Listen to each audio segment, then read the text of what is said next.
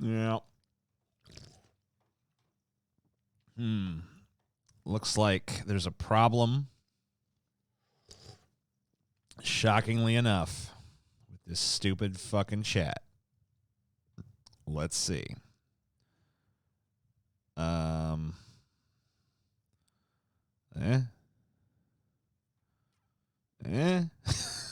don't know. Come on. Scroll, bitch. What is your issue? Maybe if I get rid of this. How about now? No? Oh. Bleh. No sound. Sound is for the weak. Okay. Why the fuck is this not working? Deedly deedly doo. It was working until I started recording. Now all of a sudden it doesn't want to work no mo. How sad. All right. How about if I just say fuck all this CSS bullshit and just capture the fucking screen? There we go. We'll do it that shitty looking way. Right? Right. Absolutely.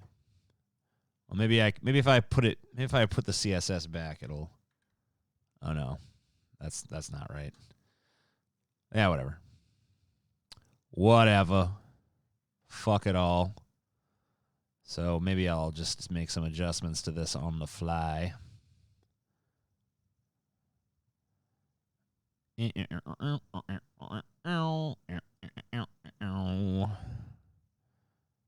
Blah.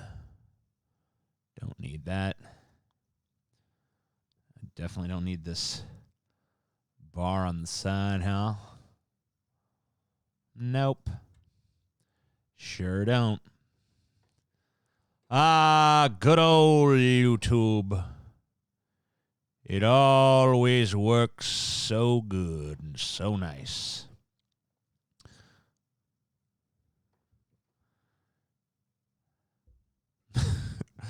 Who can hear me and who can't?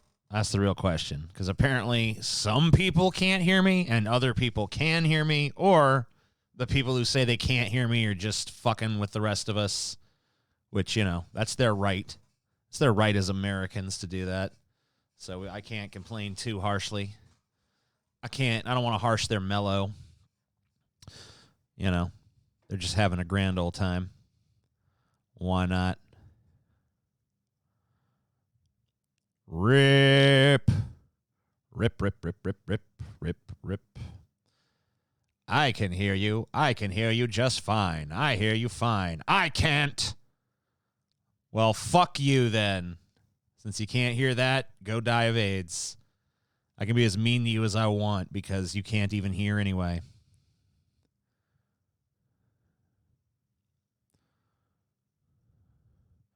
To get rid of the blue arrow, you should be able to click. I already deleted the CSS that was in there. So there's no way I'm going to sit there and set it back up again. I didn't have it saved anywhere else. I should have probably copied it before I deleted it, but I didn't. So meh. Meh. Meh, I say. Meh. Let me see if I can do this here. Bloop, bloop, bloop. That's a little easier.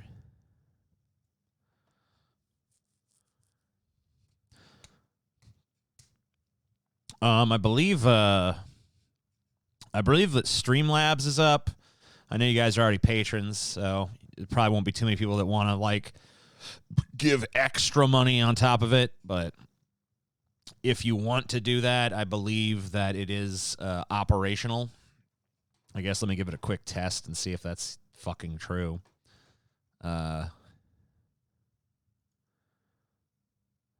Donation history. Come on. All right, let's test it. Yeah, there we go. It works swell. So that's there for you if and you want it.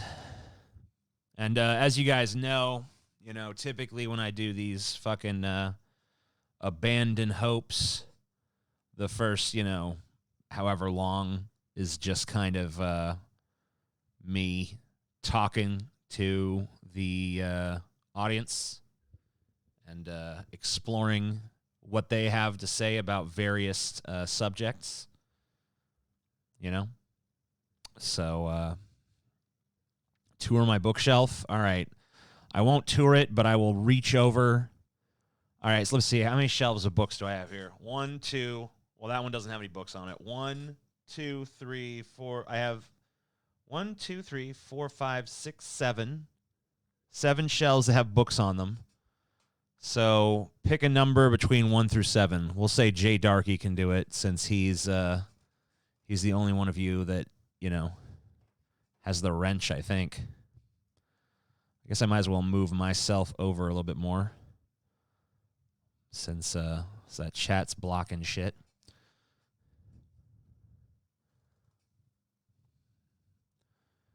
TJ, my dog is getting old and I'm getting sad. I'm sorry, Mr. Naughty Priest. I feel you. My dog's not even old and I'm already sad because eventually he'll be old. I see Preacher on your shelf. Ever watch the show? Yeah, I checked the show out. I kind of tuned out after a while, but I've been meaning to go back because it wasn't like I hated it, but the comics are just so much better. It's like crazy. So, I know I've been I've been doing a lot of shit that I should have probably tried to get done before this, and I did. But now that I'm looking at myself, I really want more light. I just need to move a light, so I'll be right back. Oh, well, we'll do the Jay Darky's thing first. So 6, that would be here. So now give me another number, like between 1 and, like, let's say 40, because I think there's probably about 40 books on here.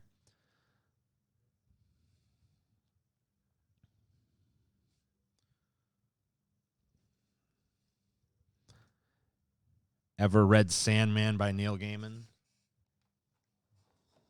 Literally within reach, my friend.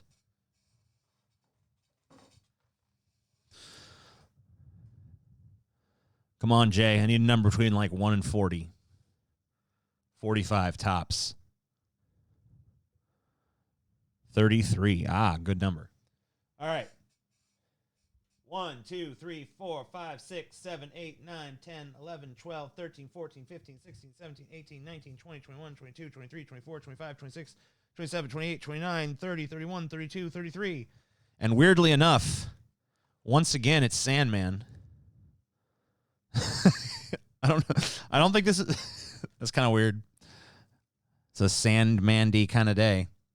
But this is volume 8 of Neil Gaiman's Sandman collection. It's got an introduction by Stephen King, written by Neil Gaiman. This is towards the end of the series, I believe. This might actually be the end of the series. Yeah, I think this is kind of like the wrap-up edition where they kind of just, wrap things up. There you go. Must be an omen. Looking forward to the Netflix adaptation of Sandman. Is that really happening? Abandoning hope has always been positive. The whole point, so obviously Abandon Hope is a reference to, the Divine Comedy, and, the whole abandon hope, all you who enter here. But really, the main basis for it was the opening essay to George Carlin's, I think it was his first book, Napalm and Silly Putty, where he concludes by saying, fuck hope. And it was not, he doesn't say it in such a way as like, it's not pessimistic. It's actually an affirmation. Like, because without that lingering sense of hope, you can be free to just enjoy the show.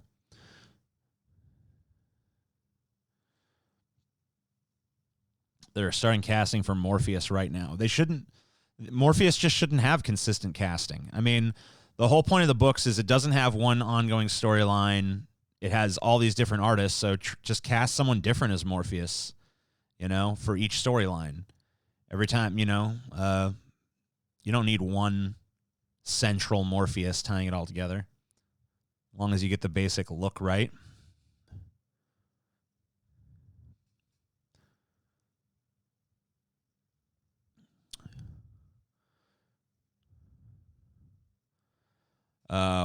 Why do people say that Sandman is hard to translate to live action? I don't know. That was kind of my first reaction too when I heard it.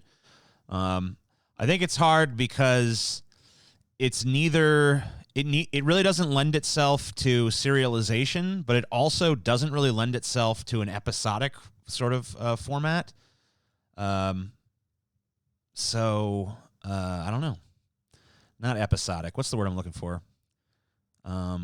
Procedural. Like, it's not the kind of it doesn't have the kind of storylines where you can wrap them up in a neat little bow at the end of every episode, but it also doesn't have the sort of storylines that like can stretch over the course of a season. Now maybe they can play around with the narrative, and maybe I think probably serialization is the way to go ultimately, because there are some extended storylines, but they're gonna have to move some stuff around and be pretty creative about it.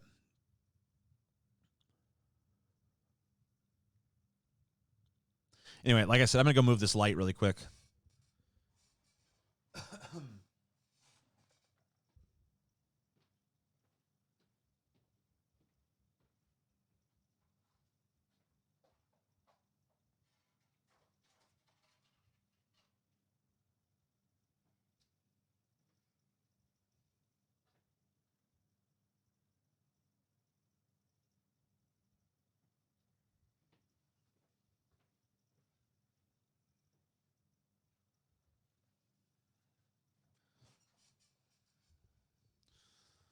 Whoa. That's a little too much.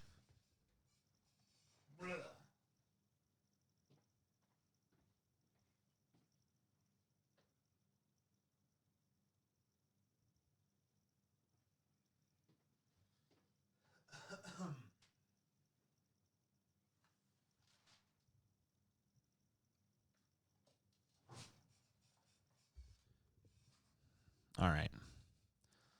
I'm still not crazy about this, but I can live with it, I think. I don't like how this is casting such a shadow. I can put it that way. Is that still effective as a microphone at that point? Yeah. Seems like it's all right. Perfectionist TJ, who'da thunk? Don't let anyone ever tell you cinematography is easy, because lights are not fun. I don't like them. I saw that you really love Night of the Demons on Letterboxd. Yeah. Yeah, I really enjoyed it so much. I'll go ahead and put it up. My review of it.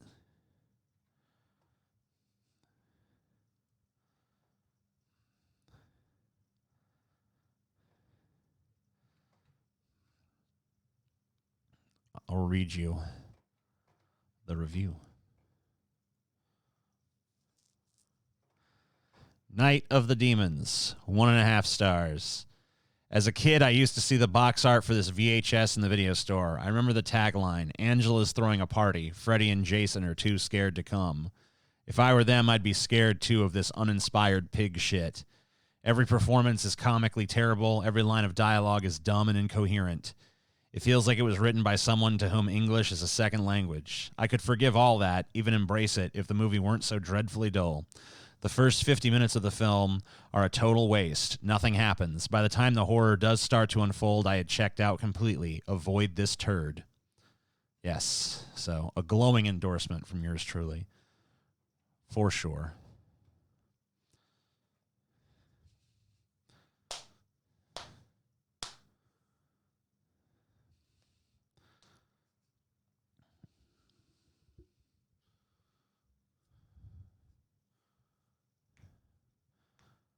Dude, I know this isn't popular, but movies need to be their own medium. Literature only works for TV shows unless the book is less than 100 pages.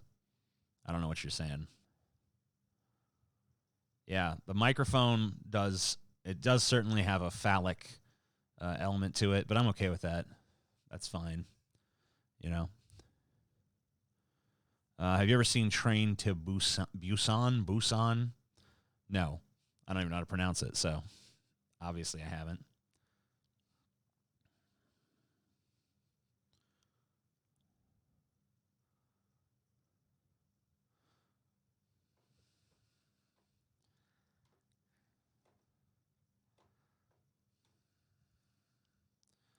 So I did see that, and several people sent it to me, that Ben Shapiro filled out the Political Compass quiz. And I was going to start this show by filling it out myself, but it seems that the Political Compass is down and has been all day. Now, I have filled it out before in a stream. I don't remember exactly what stream that was, but I did fill it out in a stream before. This time around, I'm going to fill out a different one, which maybe I don't know. I feel like I filled out all of these political quizzes at some point. Are you going to grow your hair back? No, I just shaved it again today, so obviously not. But I'm going to do the Politiscales quiz. All right. I'm going to fill this one out, and then we're going to watch Ben Shapiro taking the Political Compass. Now, if I had my way, I would just fill out the Political Compass first so that I could fill out the same test as him. But, you know, didn't work out. Site's down. What are you going to do? Too many people out there at home, bored, using the internet. So that's what happens. Okay. So, Politiscales. Let's find out where I am on the Politiscale. All right. Patents should not exist. I guess I rather disagree. I don't know. Do I either rather or absolutely disagree? I feel like, yeah, if you create something, you should have certain rights to it. Now, maybe, in certain instances, you could make a case for public ownership of certain things. But, certainly for most things, if you create it, you should have some control over it. That's my logic anyway. I guess I absolutely disagree. Although I would make certain exceptions, but of course, these tests have never been too great with subtlety. A good citizen is a patriot. No. The age of retirement should be lowered. Yeah, sure. I mean, at the same time, though, I think people should be able to work as long as they want and as long as they're able. But if someone, I don't think people should have to work until the day they die, like so often happens in this country. A language is defined by its users, not by scholars. I don't even view this as an agree or disagree thing. That's just a fact. Nobody is by nature predisposed to criminality. Well, there's no such thing as crime in nature. That's a human construct, so it's kind of a meaningless question. I guess I'm going to go neutral since the question is incoherent. Members of a nation or culture have some unchangeable characteristics that define them. Unchangeable? No, that's retarded. It is necessary to implement assemblies to ration our production to the consumers according to their needs. Let me see if I even understand this. It is necessary to implement assemblies to ration our production. I don't know what the fuck they're talking about. I'm too stupid for that one. It is not acceptable that human actions should lead to the extinction of species. Yeah, I agree with that. No one should get rich from owning a business, housing, or land. I guess I rather disagree, at least not at this point in our cultural evolution. We should accept changes in our way of consuming food to limit the exploitation of nature. Well, this is a tough one because on a visceral level, I disagree, but on an intellectual level, I agree. Does that counterbalance to neutrality? Is that what happens there? I'm going to go with that. I'm going to say that it's neutral. My country must pay for the damages caused by crimes it committed in other countries. Once again, like, crimes according to who? Because that's not... Why does this test keep acting like crimes is like an emergent property of nature? I'm assuming they're talking about international law, but I mean, international law is... Sorry, Corona. International law is every bit as, likely to be unfair as any other sort of law. So I guess it kind of depends to me on whether or not I agree with the law.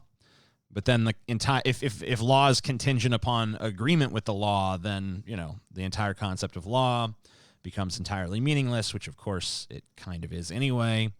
So I'm going to say neutral or hesitant. I'm going to come out like, you are the most neutral person in existence. Like, I'm really not. That's just your unnuanced questions are driving me nuts. Energy and transport structures should be a public matter. Yeah, I agree with that. Armed struggle in a country is sometimes necessary.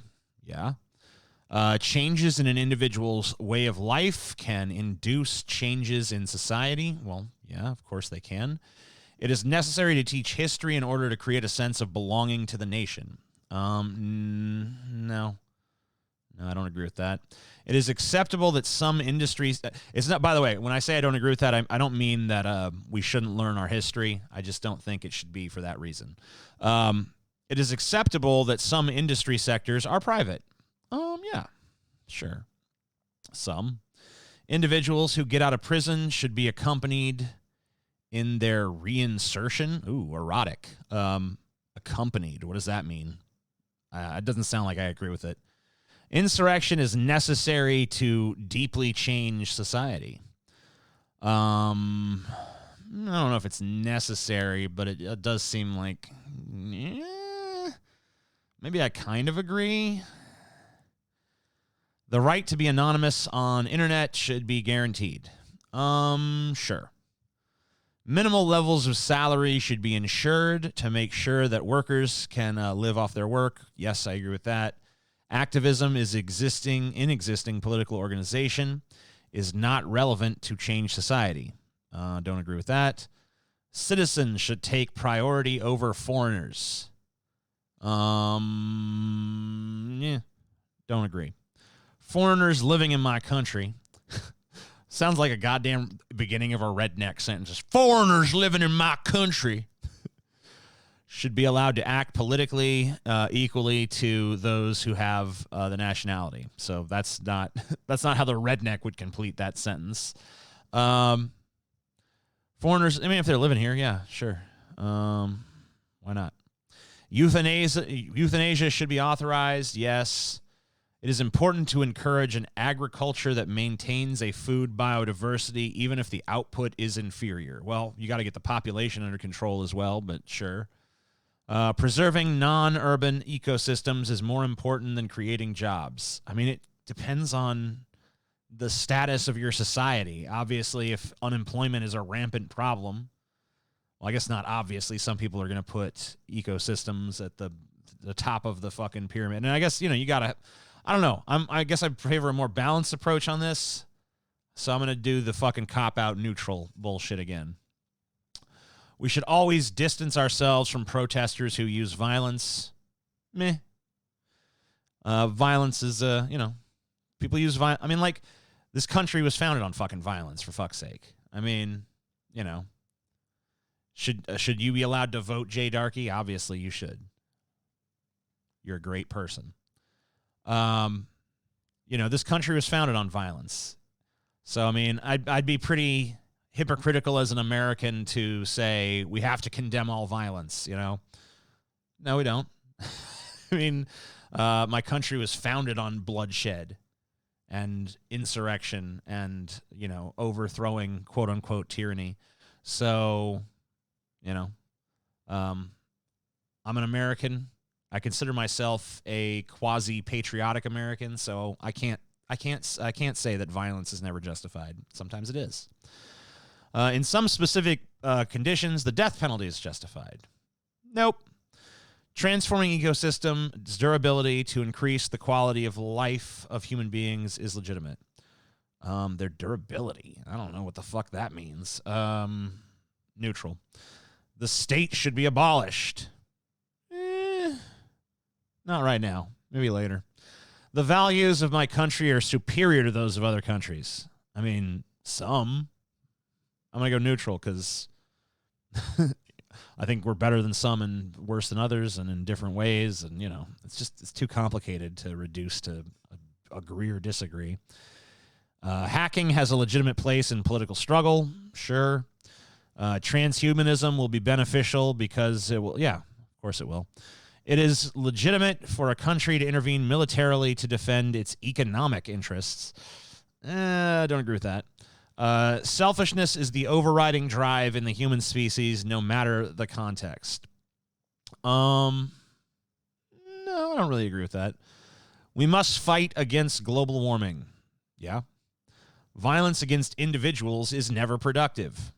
Once again, I don't agree. The purpose of the judicial system should be to punish those who went against the law. Nope. Looking for one's own profit is healthy for the economy. I mean, it depends on how you do it. This is another one where it's like there's a big caveat here. The profit motive at the expense of all else is not necessarily great. But, in certain contexts it is. In other contexts it's not. So, neutral or hesitant. I do not have any problem if other official languages are added or replace the already existing official language in my country.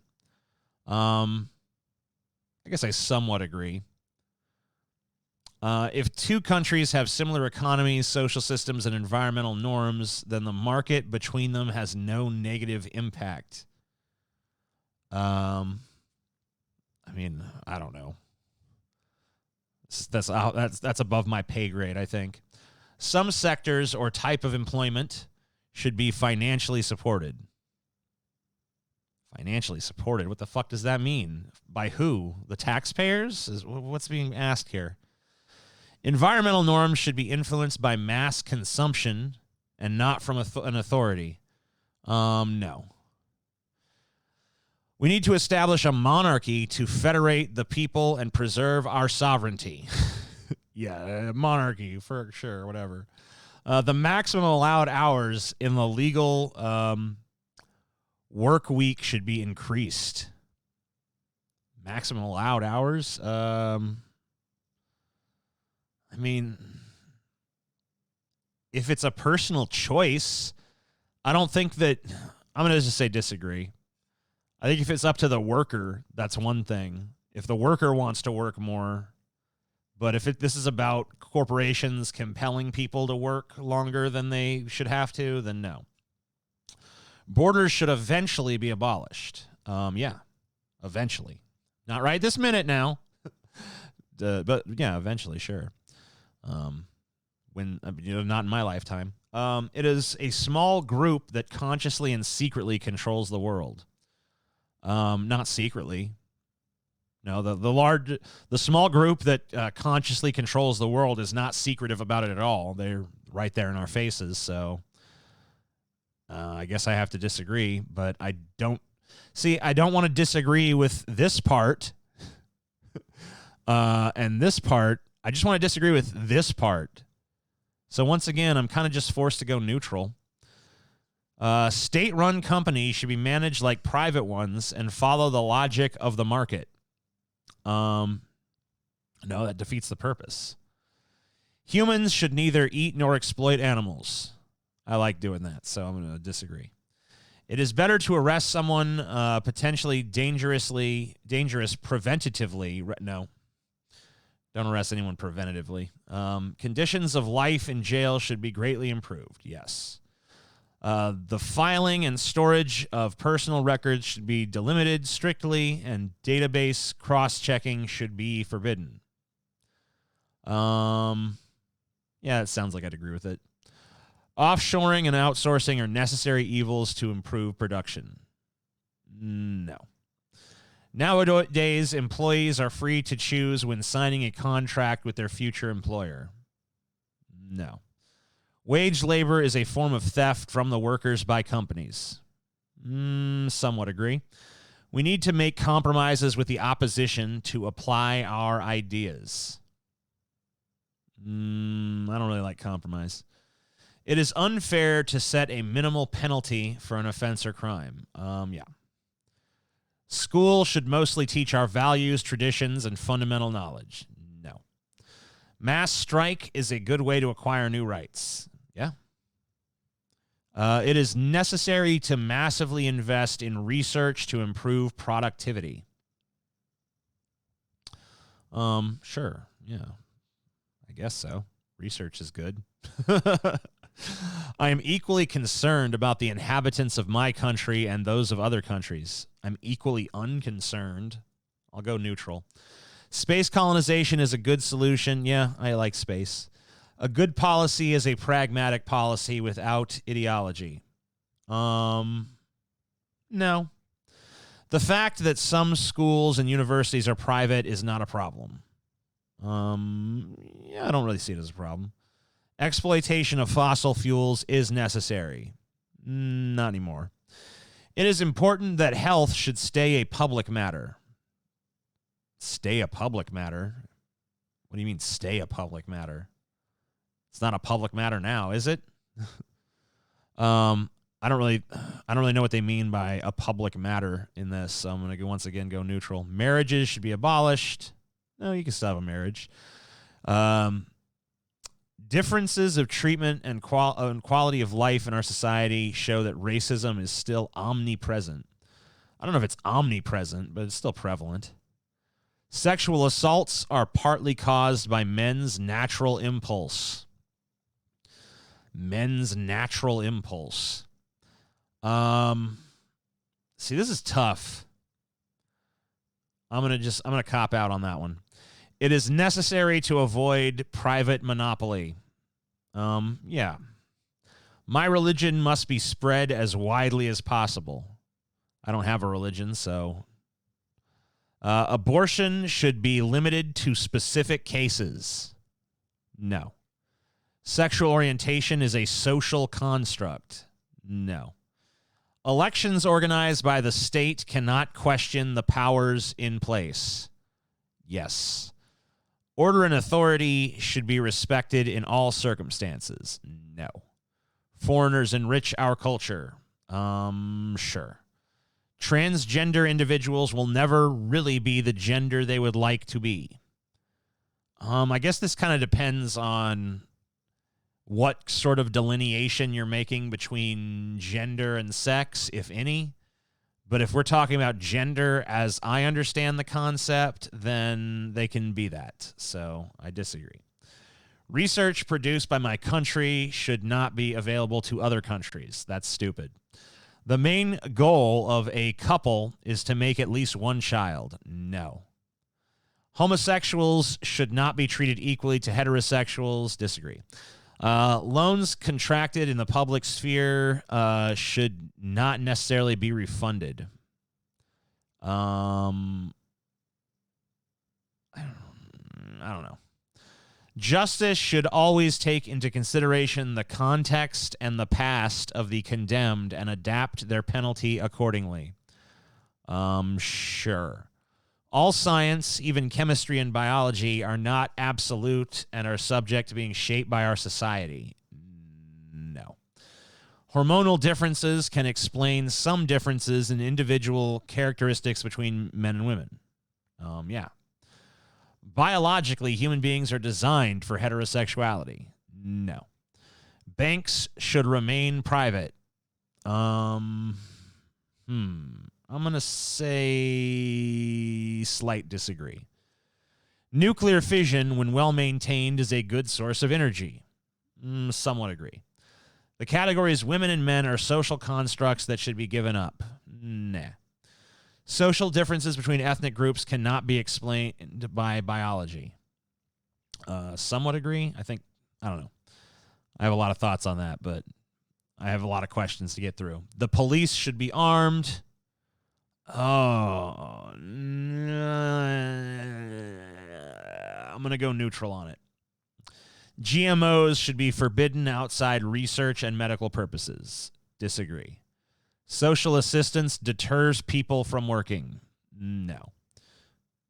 It is acceptable that there are rich and poor people. I feel like it's acceptable that there are rich people, but I don't think it's acceptable there are poor people. So I guess I disagree. Technological progress must not change society too quickly. Fuck that. It is merit that explains differences of wealth between two individuals. No. It is necessary to remove regulations in labor legislation to encourage firms to hire. No. Abstinence should be preferred to contraception. No. Changing the system radically is counterproductive. No. The labor market enslaves workers. Pretty much. Market economy is optimal when it is not regulated. No. One is not born, but rather becomes a woman. What the fuck does that mean? The influence of religion should decrease. Yep.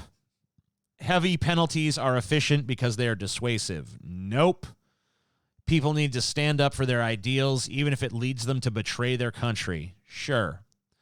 Revenues and capital. Revenues and capital should be taxed. I still said capital. Capital should be taxed to redistribute wealth. Yes. National chauvinism during sports competitions is not acceptable. I feel like that's one of the few instances where it kind of is acceptable, so I'll disagree. Activists must always act in strict accordance with the law. No. Sabotage is legitimate under certain conditions. Well, anything is legitimate under certain conditions. Traditions should be questioned. Yes. In fact, they should just be gotten rid of for the most part. Maintaining strong economic growth should be an objective for the government. Yeah, maybe. Reduction of waste should be done by reducing production. In some instances, yes. In some instances, no. I guess I'll disagree. Revolution will always end up in a bad way. No, it won't. Prisons should no longer exist. Yep. The sacrifice of some civil liberties is necessary in order to protect ourselves from terrorist acts. Nope. Multiculturalism is a threat to society. Nope. The social roles of women and men can partly be explained by biological differences. Somewhat agree. All right, here we go. I finally, after that fucking capitable. It's capitable. I love it. So finally, we get the fucking goddamn results here. So equality, humanity, socialism. So on the constructivism versus essentialism, looks like I have almost like a three-way split there between constructivism, 36%, which that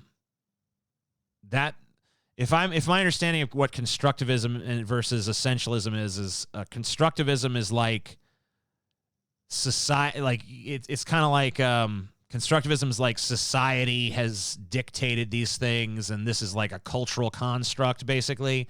And essentialism is like this is hardwired into nature. So I seem to be kind of split 50-50 there, with another sort of 33% splitting the difference. Rehabilitative justice, 83%. Punitive justice, 7%. So I'm not exactly a lock 'em up and throw away the key kind of guy, I guess. Progressivism, 88%. Conservatism, 7%. So basically zero. Well, I can't say zero because there's a 7 there, but not very conservative, obviously. Internationalism versus nationalism. Looks like I pretty strongly favor the world stage as opposed to exceptionalism of my own country.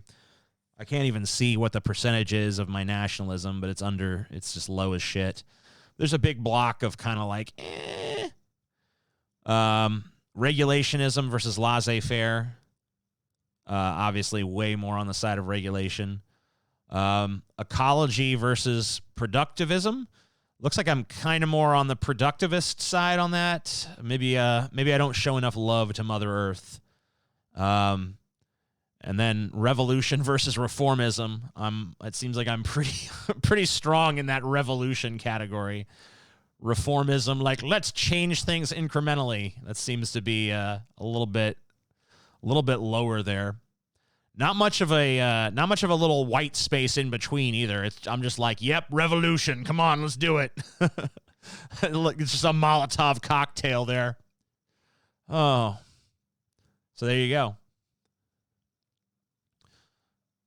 TJ is a humanitarian. Yes, I guess I am. I don't know.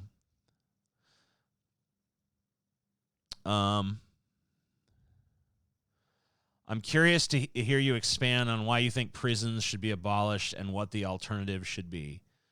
Now, that's one of those. When I answered that, I was kind of thinking more of like a far-flung sort of future scenario, because obviously you can't just abolish prisons overnight or something. But when I'm thinking about the world I want to live in, I don't think that it has prisons in it. I think that you could start off right away by, setting free all of the nonviolent offenders, getting rid of the private prison system for sure, and just locking up people who are a violent threat to others, but anybody who's like these victimless crimes, like, oh, you were caught with some fucking, you had some crystal meth or something, like a possession charge, like all those people should be free. And in fact, I think all drugs should be legal anyway. But when I say like I don't think there should be a prison system, I'm not talking about like let's get rid of all the prisons tomorrow, because obviously there are people that you do want locked up who are a danger to themselves and to others. I don't think it should be a place of brutality and torment where they're just like we gotta they gotta make them suffer because they're bad. I view them as like a symptom of the failures of society. So I don't think brutality and cruelty is going to cure what ails them. I kind of have, I would say we go to a more like Norwegian kind of prison system, where we only lock up the people who truly deserve it. And, prison is not, it's still a place where you lose your freedom, but it's not a place where you lose, your human rights. I think that as far as getting rid of all the like the violent criminals and the predators and things of that nature, I would say investing in the sort of mental health infrastructure in this country that can identify the signs of those sorts of behaviors and hopefully head them off at the pass. I think also, you can make some economic reforms to ensure that people don't grow up in, impoverished, miserable, bleak conditions that kind of lead to these sort of aberrant behaviors that are, antisocial and violent. I think that, more study, you need to have a more academic approach to the problem. Get it out of the hands of the revenge heads and get it in the hands of the eggheads. Not the egghead, not the meme egghead, but, like smart people. That'd be my take on that. But here's basically where I am. And I disagree with this to some extent. Like if I was going to criticize this, I think I'm a little bit more of an essentialist than it claims I am. I don't really see how I have anything in the punitive justice category. I think justice should be 100% rehabilitative. So I think that, that should just be 100%. Progressivism versus conservatism. I think I'm a little bit more conservative than they say I am, honestly. So I'd probably bump that up a smidgen. Internationalism versus nationalism. I feel like I'm a little bit more nationalistic than it says I am as well. Communism versus capitalism. That's probably about right. Regulationism versus laissez-faire. I would say, once again, I think I'm a little bit more laissez-faire than they say I am. Not much, but a little. Ecology versus productivism. I think that I don't know that if I actually am more ecologically friendly than they say I am, but I think I aspire to be a little bit more ecologically friendly than that. Revolution versus reformism. I think they pretty much got me pegged there. So,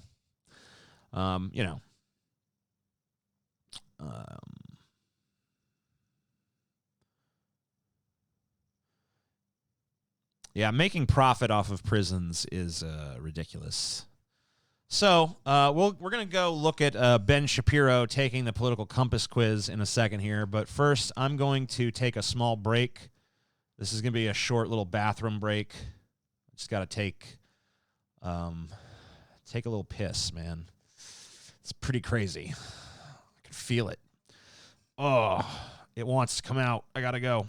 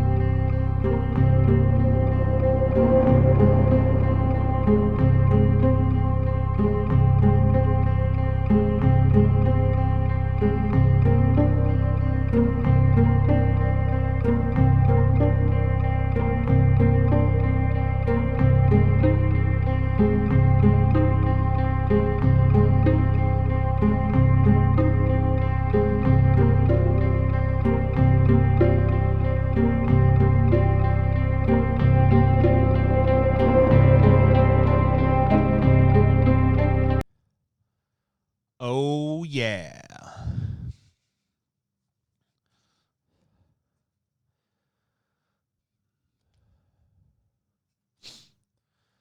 The questioning is almost always flawed in some way. Yeah, I don't know what the difficulty is in creating questions.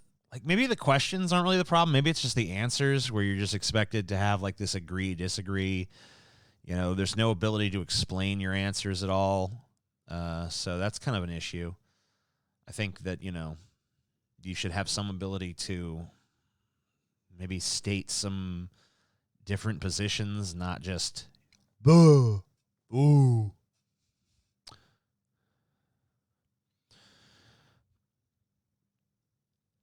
Have you ever watched the show Gotham, TJ? It deals with hopeless corruption fairly well. No, I haven't checked it out.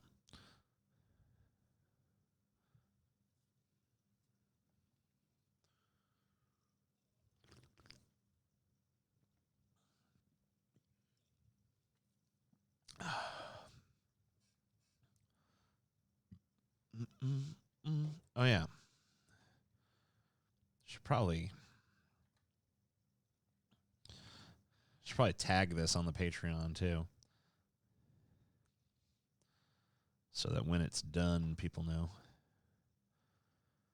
Let's see, posts published.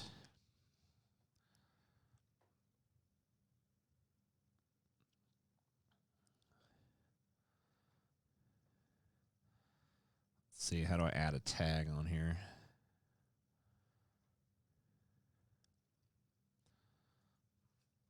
Abandon hope.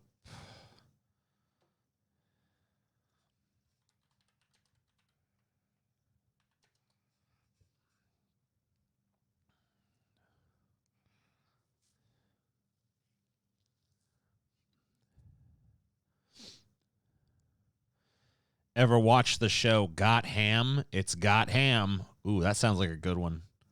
I got to check that motherfucker out. It sounds like good stuff.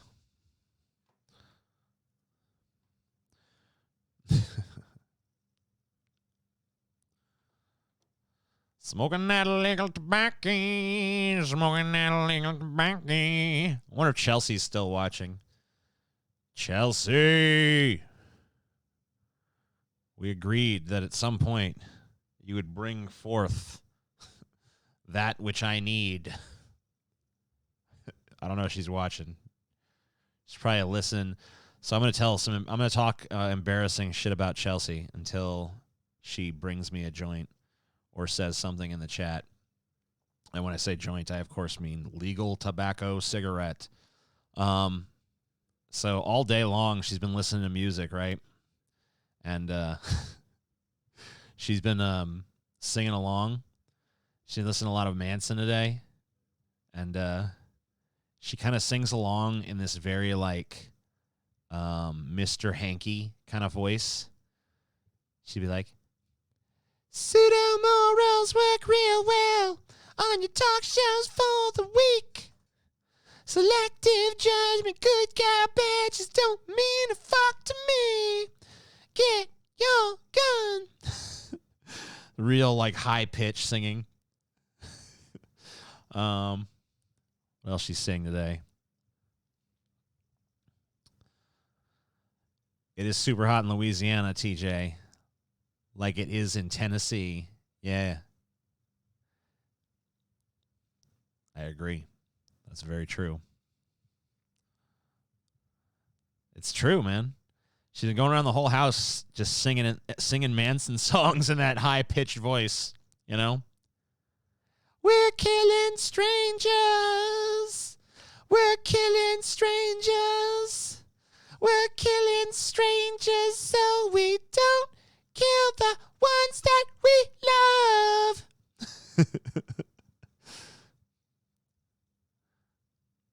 We're killing strangers. Yeah. Mr. Hanky, the Christmas poo. She told me you said that, lol. Now I want to hear Cyndi Lauper doing Manson covers. Yeah, who doesn't?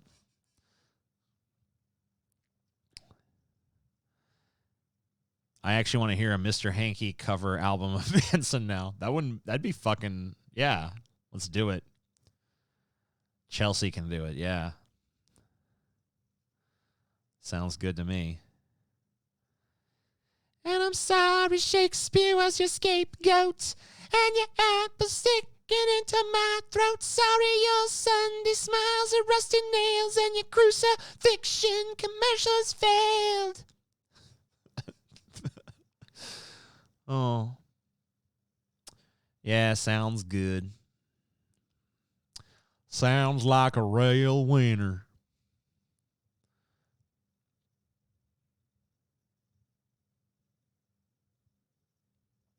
Tourniquet's a good song. Yeah, Antichrist Superstar is a pretty solid album. Disappointed that Spider-Verse wasn't mentioned in top 10 animated films. Yeah, it was a good movie. Maybe it should have been discussed. I don't personally think it would have made the top 10, at least for me. But yeah, it's not bad. Opinion on Popeyes. I love Popeyes. It's probably when this quarantine shit finally wraps up and I start eating at restaurants again, Popeyes will probably be one of the first thoughts. What are your thoughts on Joe Biden assault and rape allegations? Do you think it will sway the race in any way? All right, so I got to be 100% consistent on this. I hate Joe Biden. I don't like Joe Biden by any stretch of the imagination. I think that he is a terrible presidential candidate. I think that he is suffering from, if not dementia, then some other debilitating mental problem. But at the end of the day, I've said, whether it is to my political advantage or to my political detriment, that I do not believe women, quote unquote. I don't believe allegations. I believe evidence. Is there any evidence that Joe Biden did the things that he's been accused of? No, there isn't. There's some circumstantial evidence that shows that he's engaged in some creepy behaviors, which makes me think that the allegations might have some merit, but that's not actually evidence that he did what is being claimed. So, I personally don't let it influence my thinking on the matter. I do, however, think that it is highlighting a certain degree of hypocrisy in our media because, of course, when similar sort of allegations were made against Brett Kavanaugh, they were touted as though they were gospel truth and that everybody, has to believe that this happened or else they're, anti-women and whatever. And now the exact same group of people are not taking these accusations against Biden seriously at all. So I would demand a little consistency here. If either you have this believe women stance or you don't. Now I've been consistent. I don't just believe women. Nor do I disbelieve women. I want to put that out there. I don't believe anybody who just tells me something. I need evidence. Testimony is a form of evidence. No, it's not. I put no stock in eyewitness testimony. People lie, people misremember. Memory is not nearly as reliable as we think it is. If I was on a jury trial, I would give zero weight. If I was on a jury, rather, I would give zero weight to eyewitness testimony of any kind from any source. I will put my stock in any sort of forensic evidence that's presented or strong circumstantial evidence that's presented. But if we're just talking about someone said something, that doesn't impress me to the slightest degree, nor do I consider that to be evidence of any kind. So, yeah, we even did an episode on how unreliable eyewitness testimony is, or at least that was part of an episode. So I don't trust it.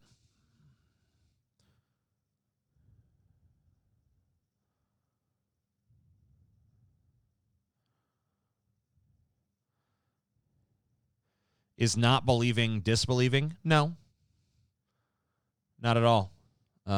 It's withholding judgment for more evidence. What if many people said something? Last I checked, 80% of this country says that God is real. I've talked to people who say they had have a close personal relationship with Jesus. I mean, I don't care if a lot of people say something. You can, yeah, it's true. You can probably find 1,000 people who claim to have seen Bigfoot. I mean, it's not evidence to me.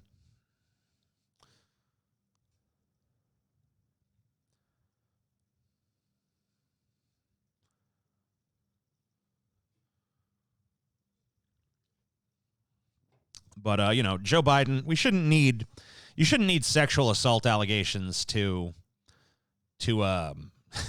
to not want Biden to be president. I mean, if it takes that for you to stop supporting him, I mean, come on.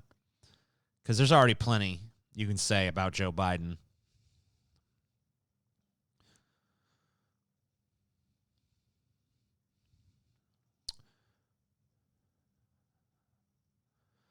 But this is not whether he's convicted, it's whether or not he should be president.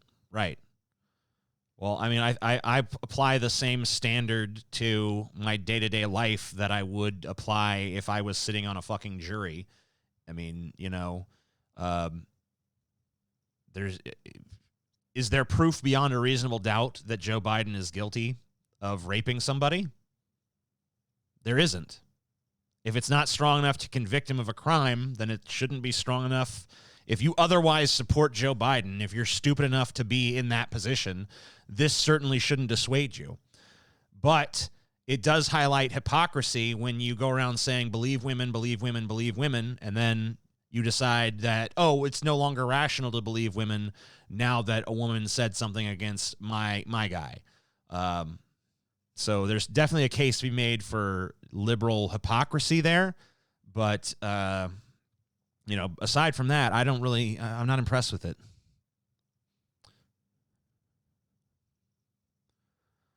Trump will definitely use the allegations to his advantage. I mean, he can try, but there's allegations against him too. So, I mean, it'll just be two dementia-addled accused rapists in a debate. That'll be fun. Any chance for Bernie at this point, even a fool's hope? Sure. Yeah, it's not completely over. I mean, it's unlikely, but his path to the nomination is not impossible.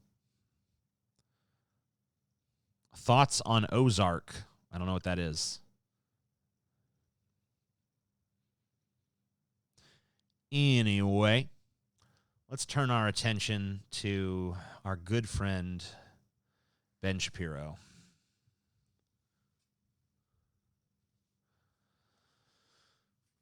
Oh, Ben Shapiro, you are a moron. Doodle, doodle, doodle. I wish that you were just gone. There's this very popular test online. It's called the Political Compass Test. And basically, it scans on two separate axes. From left to right on the x-axis, it shows communism and collectivism. Whoa. Are you tired of the media spinning? I'm tired of whatever the fuck just happened. There's this very popular test online. It's called the Political Compass Test. And basically, it scans on two separate axes. From left to right on the x-axis, it shows communism and collectivism, to neoliberalism and libertarianism on the right. And then on the y-axis, it goes authoritarian fascism down to anarchism and libertarianism. We'll see how accurate it is. If the scale is correct in any way, I will end up in the right libertarian category. I mean, that's obviously where I am. I think the premises of the questions are incredibly stupid. So let's just jump right in. Question number one. I actually agree with them on that. Globalization is inevitable. It should primarily serve humanity rather than the interests of transnational corporations. Oh, this is going to be painful. Did Bernie Sanders write this question?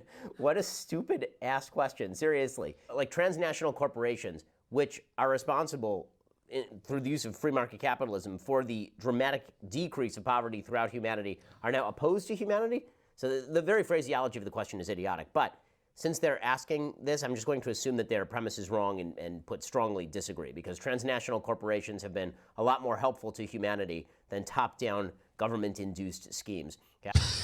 Oh my God, I don't know if I can watch this. Oh, yeah, man. I'm so grateful for transnational corporations, aren't you guys? Like, they've done so much for us, you know? All the things. Like, remember when the Bayer Corporation sent AIDS-tainted aspirin to the third world? When they realized they couldn't sell it in America, they're just like, we'll just sell it in the third world. They knew it was tainted with HIV, but they just sent it there anyway. Remember the diamond industry and their exploitation of child labor in third world countries, or the chocolate industry and their exploitation of child labor in third world countries?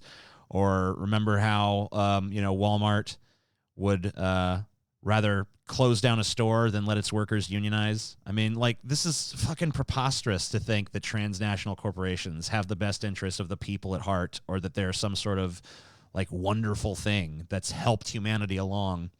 I mean, sure, do they provide goods and services? Yeah, but their main goal is to generate profit, and if they can generate profit by killing people, they'll do it. If they can generate profit by creating, massive amounts of misery and struggle and turmoil and strife and exploitation, they'll do it 100% of the fucking time. So this idea that transnational corporations are just this benevolent force in the world that are just inherently good by their very nature is preposterous beyond belief. I mean, no one I know in day-to-day life actually believes that. I guess Ben Shapiro does, but I can't think of a single other person, liberal, conservative, or whatever, that genuinely thinks that giant corporations are our friends. So ridiculous. Yeah, I'd always support my country whether it was right or wrong. I disagree with that. Because what if your country is terrible? No one chooses his or her country. What if? There's not much of a what if there anymore, Ben, thanks to fuckers like you. Foolish to be proud of it. And I generally agree that it's silly to be proud of just where you were born. You should be proud of the country because the country actually doesn't suck. Our race has many superior qualities compared with other races. Strongly disagree, because I don't think that races matter in terms of inherent quality. That's silliness. The enemy of my enemy is my friend. Let me think. What is he going to say for this? I would disagree with that, for the record. But what do I think Ben Shapiro is going to do? Do I think he's going to disagree with that the way I would? Or do I think he's going to take a more Machiavellian sort of yes answer? I think he's going... I'm pretty sure he's not going to go strong either way on this one. I think he's going to go with slight disagree. But I could be wrong. I disagree with that. Yeah, bitch. Called that shit. Not strongly disagree, but disagree. Enemy of my enemy could also be my enemy. Military action that defies international law is sometimes justified. Strongly agree. International law is a bunch of crap written by countries that generally have their own priorities. The UN Security Council includes Russia and China. So yeah, I'm going to go with strongly disagree. I mean, I kind of agree with him on this. As you saw, that's one of the reasons I took a political test before I criticized his political test, because I wanted to make sure that it kept me kind of honest. Now, obviously, it would have been better if I'd taken the exact same test so that I couldn't, bullshit my way through an answer or something. But as far as the international law thing, I think he's not thinking of it the same way I am. He's thinking about it in the terms of, we're America, but there's also evil Russia and China out there, and we can't trust what they got going on, which is not really my reason to condemn it. But my reason to condemn it is just that there is no objectively correct law written by man anywhere on the planet. Sometimes, the value systems of any individual nation or country are going to go against international law. Sometimes the value systems of an individual person are going to go against the laws of their own country. And that's just a fucking reality. But, at the same time, I'm sure that, Ben, if some other country kind of took that attitude, if China's like, fuck international law, Ben Shapiro would probably start saber rattling against that and be like, oh, they don't even respect international law. What he means is they don't respect our authority the way that we don't respect their authority, So, it's probably not really evenly applied on his part, but I guess we can only speculate at this point on that. Strongly agree on we can sometimes defy the idiocy of international law, which is an idiotic construct in the first place. There is now a worrying. Wait a minute. Is it really an idiotic construct? I don't know that international law is an idiotic construct. Especially when you have a global society, a global economy, there has to be some semblance of let's all agree on some general rules. There has to at least be a loose sort of law, right? I don't think the very concept of international law is a ridiculous concept, but whatever. And entertainment. Disagree. The reason I say disagree well, of course, is because everyone knows shut up. Everyone knows the reason you disagree. Whatever bullshit you're about to say is totally false. The reason that you disagree with that is because you are that. Okay? I guess I'm that too. I'm just more entertaining than you. We just ignored it until the last 5 minutes. Well, I guess I'm wrong on that actually, because he's getting 778,833 views in a few days. It would take me 10 videos to get to that. So I guess he's more entertaining than me. I have to accept that, at least to whatever segment of the population he somehow appeals to. Suddenly creating news. Okay, the economy. People are ultimately divided more by class than nationality. Strongly disagree, and World War I. Of course you do. That's a bunch of nonsense. Controlling inflation. Wait, huh? What was that throwaway line there? World War I proved that's a bunch of nonsense. Did it? People are divided more by class than by nationality.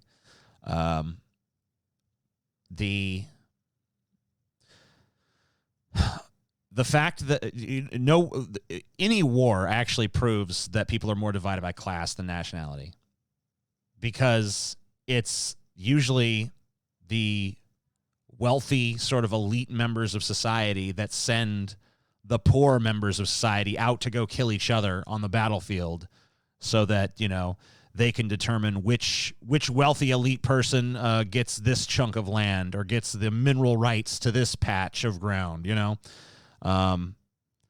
there's no war but the class war, but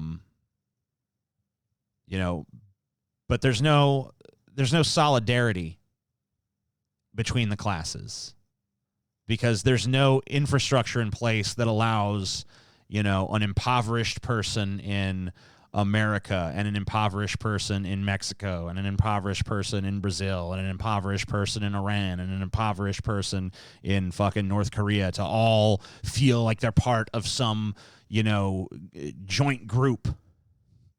But national identifiers, that's easy because you just have to look to the mighty leader. But the mighty leaders, they are in communication with one another. They all know one another. They all have, they might have their own alliances and their own, these are my enemies, these are my allies kind of things, but they all feel like they're part of one group. The poor people of the world don't have that sentiment as of yet. But if you look at the way our societies actually function, across the board, it's poor people who are exploited. It's poor people who are the grunt laborers. It's poor people who go off to die in the wars. And it's the wealthy, rich, elite motherfuckers who get to sit in their ivory towers and kind of chuckle and laugh and treat everyday people like pawns on a chessboard. So I think we're definitely more divided by class than by nationality.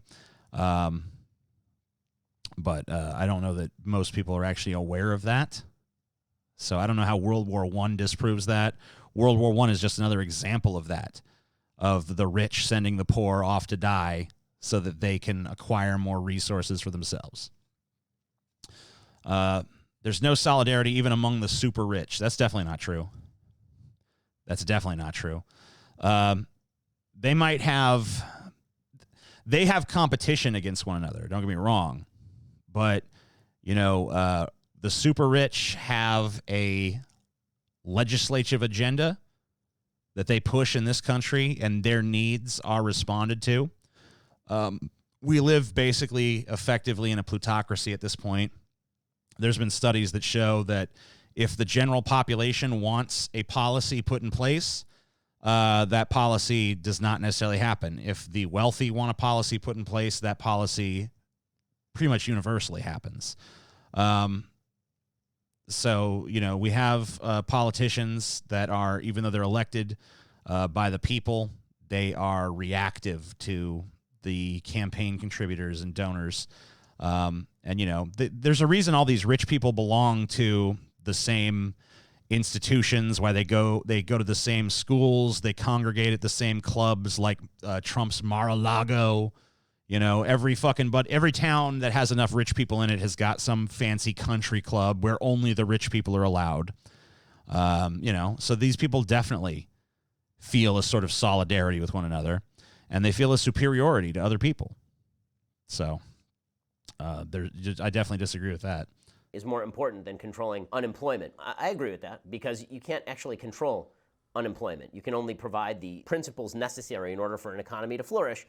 The only way to control unemployment directly would be through top-down government control, and you could have a horrible economy with complete employment. That was called the USSR or Cuba or Venezuela until the last 5 minutes. Because corporations cannot be trusted to voluntarily protect. So in terms of the unemployment thing, like, you can have 0% unemployment by simply making everybody a slave. I think we should have I think we should have 0% employment at some point. I think that'd be the ideal. I think we should be working towards 100% unemployment in the future. I think we should move towards a future where jobs are not necessary.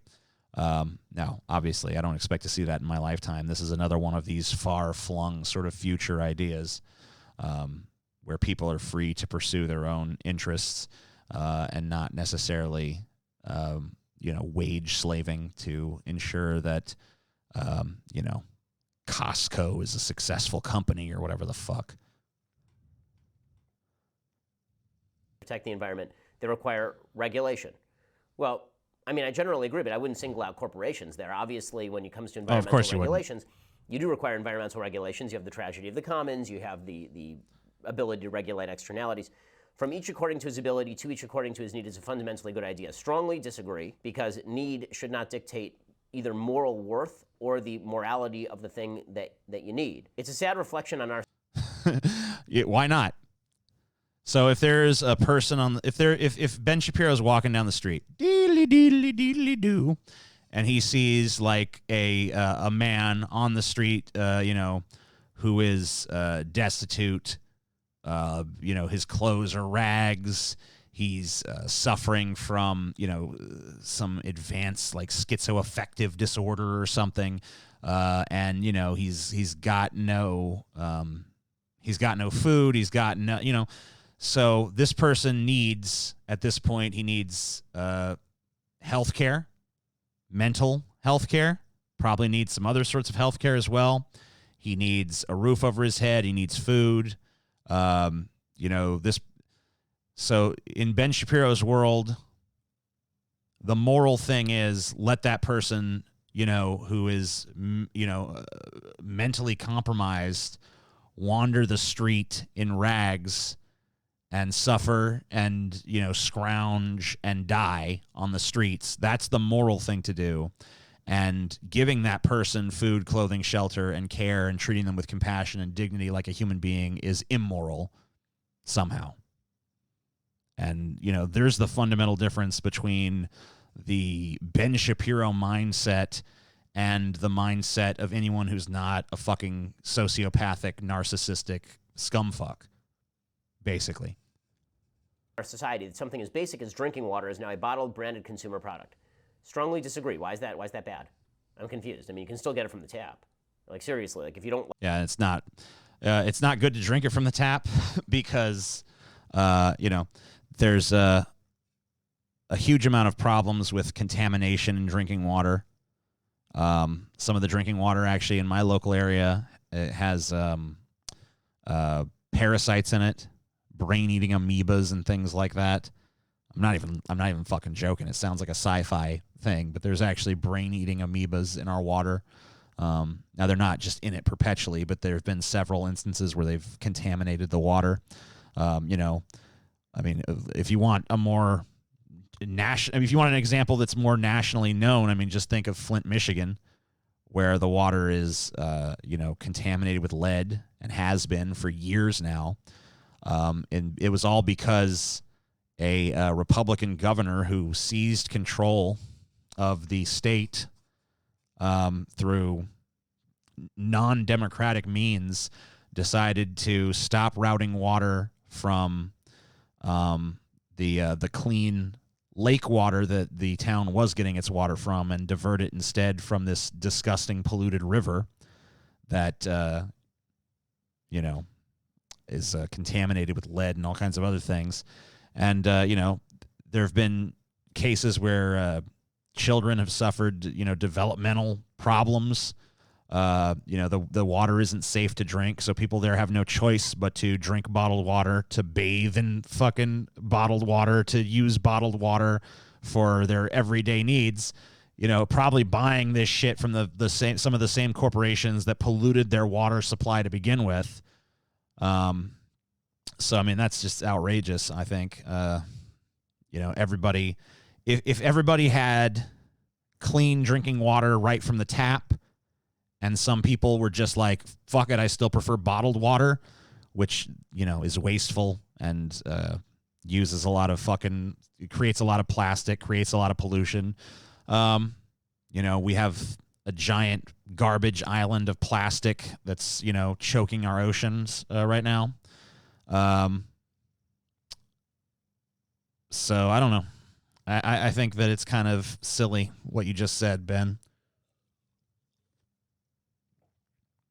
I mean, especially when you know that there's people in this country that literally they turn on their tap and get a glass of water that's, you know, more poison than fucking water. Like the bottled water, just don't drink the bottled water.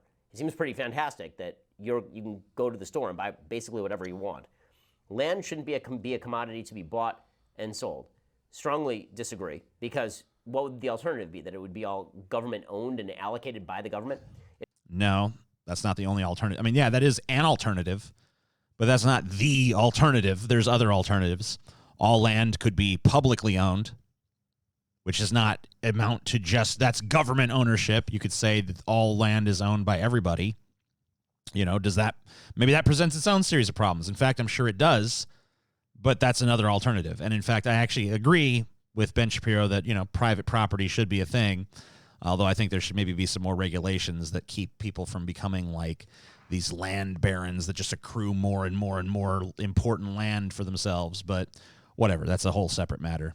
It is regrettable that many personal fortunes are made by people who simply manipulate money and contribute nothing to their society. Again, the premise of that question is so ridiculous. No, it's not. A lot of the time when people suggest that people are just manipulating money, what they are actually doing is mitigating risk and assessing risk and providing capital and liquidity markets that allow you to go out and spend on your company, on your business, or allow you to have a credit card, for example. So I'm going to go with disagree on that one. Maybe strongly disagree. Okay, so there are clearly people out there who make money without creating anything of value for society. Like, when you're talking to capitalists about the way capitalism ideally should work, it's something like, hey, I'm an ordinary person. I have need of this fucking, you know, widget. Someone's like, I can make a widget. Okay, I made you this widget, but since I, you know, put this effort into it, I have to be paid for it. Okay, well, here, take my Sumoflange in exchange for your widget. Okay, cool, rock on. We got fucking, like, the trade of goods going on. At some point, someone's like, hey, you know, let's come up with this currency that, you know, at first it'll represent money or represent gold, but you know, or silver or other precious metals, but then eventually we'll just switch to fiat currency and we'll just all agree this currency has value, even though it's not actually backed by anything other than just us psychologically all coming to some intersubjective consensus that this has value. That's what capitalism is supposed to be. It's like, hey, here's money, here's goods, or here's goods and here's other goods. You know, is that you know, it's trade, or it's you know, you pay for this, you know, or you know, you with the sweat of my brow I created this thing, so you know, here's compensation for the sweat of your brow, or here's compensation for your clever idea. You know, Henry Ford comes up with the assembly line and that revolutionized, you know, whatever.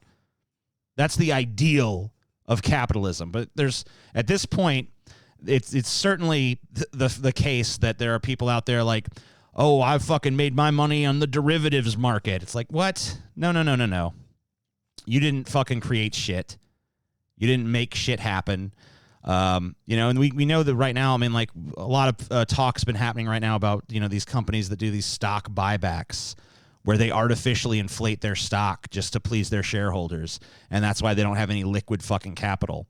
And it's just ridiculous. I mean, there's 1,001 ways that our fucking system is manipulated to just create money out of thin air. Everybody understands that. Ben Shapiro acting like that's not happening is ridiculous.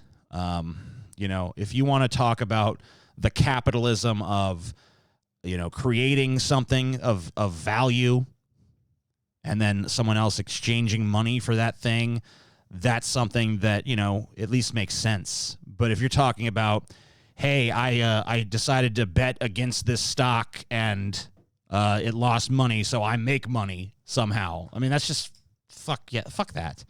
What does that do for anybody other than the person enriching themselves, pulling money out of fucking thin air? Protectionism is sometimes necessary in trade. Agree, but only for national security reasons. So maybe disagree? Maybe I'll put disagree, because it's generally not necessary in trade. It's only necessary for national security reasons. It's not necessary for economic reasons. The only social responsibility. What about for reasons of, you know, I mean, I guess you don't give a shit about the working class, right? That's just obvious. So if there's any sort of fucking protectionism in the sense of like, let's make sure that, you know, jobs aren't outsourced or something like that, you're just like, whatever, I don't care. Whatever makes the company more money at the end of the day is just good for everybody. There's no need to have any sort of, you know, intermediary sort of force in there to ensure that, you know, workers are treated fairly, compensated fairly, all that stuff. No, we don't need any of that. You know, whatever sort of arrangements can be made to, you know, maximize profits are just ultimately, at the end of the day, a good thing. Okay. Ability of a company should be to deliver a profit to its shareholders. Agree.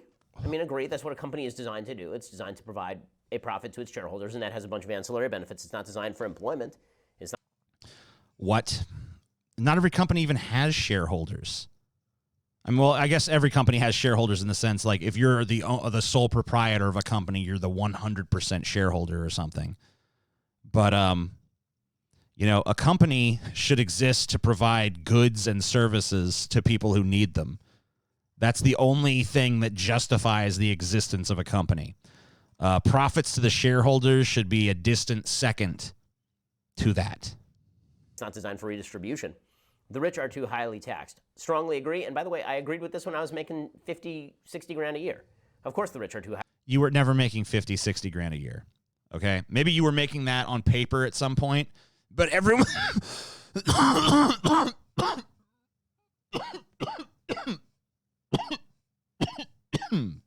Sorry, excuse me while I die for a second. Everyone knows that you have a rich Hollywood producer daddy and a rich fucking musician mommy, and that you grew up in the mansions of in a mansion in Hollywood. So don't give me this like, oh, well, I used to just make $50,000 or $60,000. No, you didn't. No, you didn't. You're full of shit. You always had mommy and daddy money. So shut up. Highly taxed. On a net basis, the rich are paying for nearly everything in the country right now via taxation. Those with the ability to pay should have access. Paying for everything in the country? Like what? What are they paying for? So let's see. Right now, most of what they're paying for is endless wars. Yeah. They pay for our military, but then again, they make money on our military because they get all these lucrative oil and mineral contracts and you know, get to charge the government fucking, you know, $1,000 to fucking make a hammer and some nails. So they make money on that. What else? There's Social Security, which there's a cap on the amount of money you have to pay for Social Security, so that's not funded by the rich. I don't really know the logistics of how Medicare is currently funded or Medicaid, so maybe they pay for that. I don't know. I guess there's some stuff like roads and infrastructure and stuff, but that's all collapsing. I mean, we have like D- infrastructure. Really, in a lot of places, it's more like F- infrastructure. So what exactly are the rich people even fucking paying for again? Like, what are they on the line for at this point? We live in a country where you're born and they pretty much just say like, all right, yon. So I don't know what supposedly these rich people are fucking paying for us. You should check the comments. Oh, God. I don't know. I'm kind of scared. Is your wife a doctor? Strongly agree. Spoiler results. His results. Okay, his wife's a doctor. That's great. I don't give a fuck. Let's keep going. Access to higher standards of medical care. Well, again, the phraseology of the question is so ass backwards because, again, the question isn't whether those with the ability to pay should have access to higher standards of medical care. The question is whether a system that allows people to pay for better medical care also allows people who are poor to get better medical care.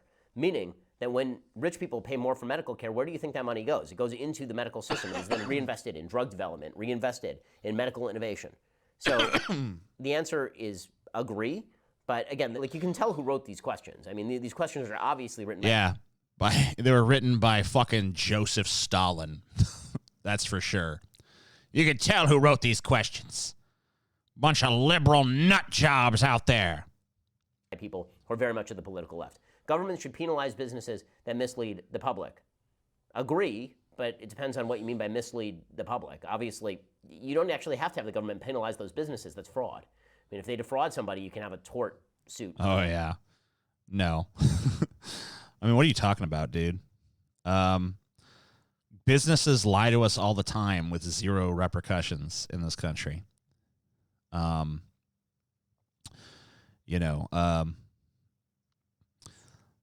Let's just think about how many fucking products are on the market right now that claim that they can, this is going to cure your headache. Well, it doesn't actually contain any medicine, but, it's still on fucking store shelves at Walgreens. It's like holistic headache cure, And it's, well, the FDA didn't approve it. Yeah, but the government ain't coming and taking it off the shelves either. Because, someone believes it'll cure a fucking headache.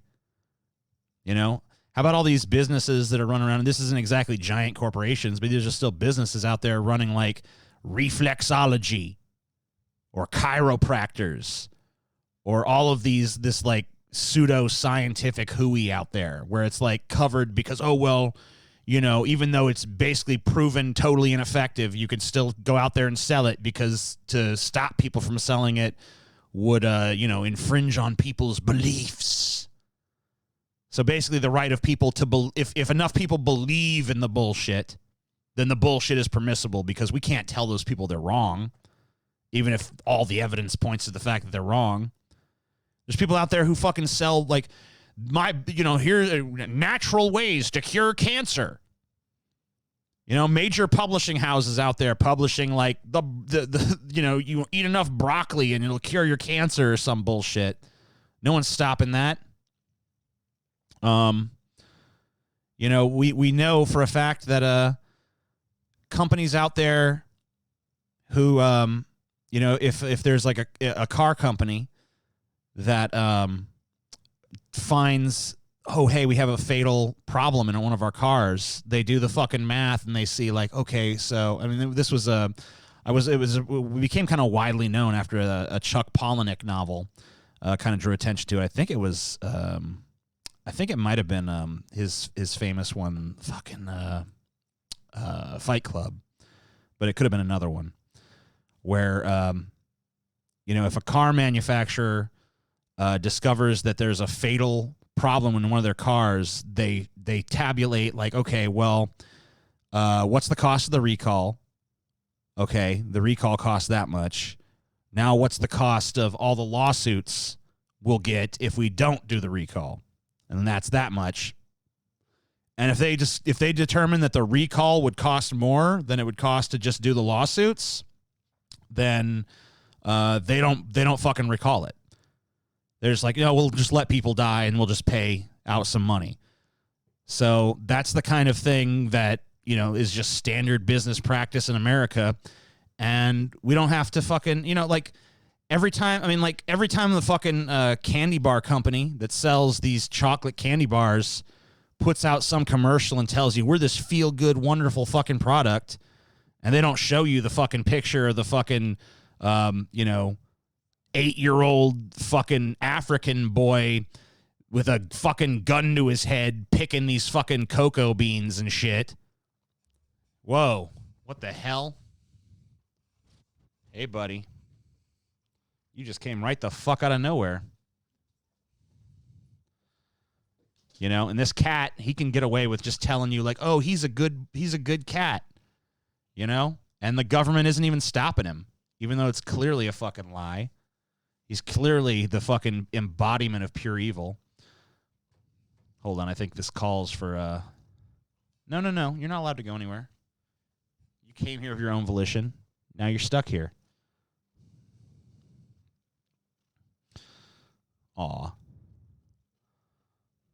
He's such a good boy. Yeah. What a sweet kitty.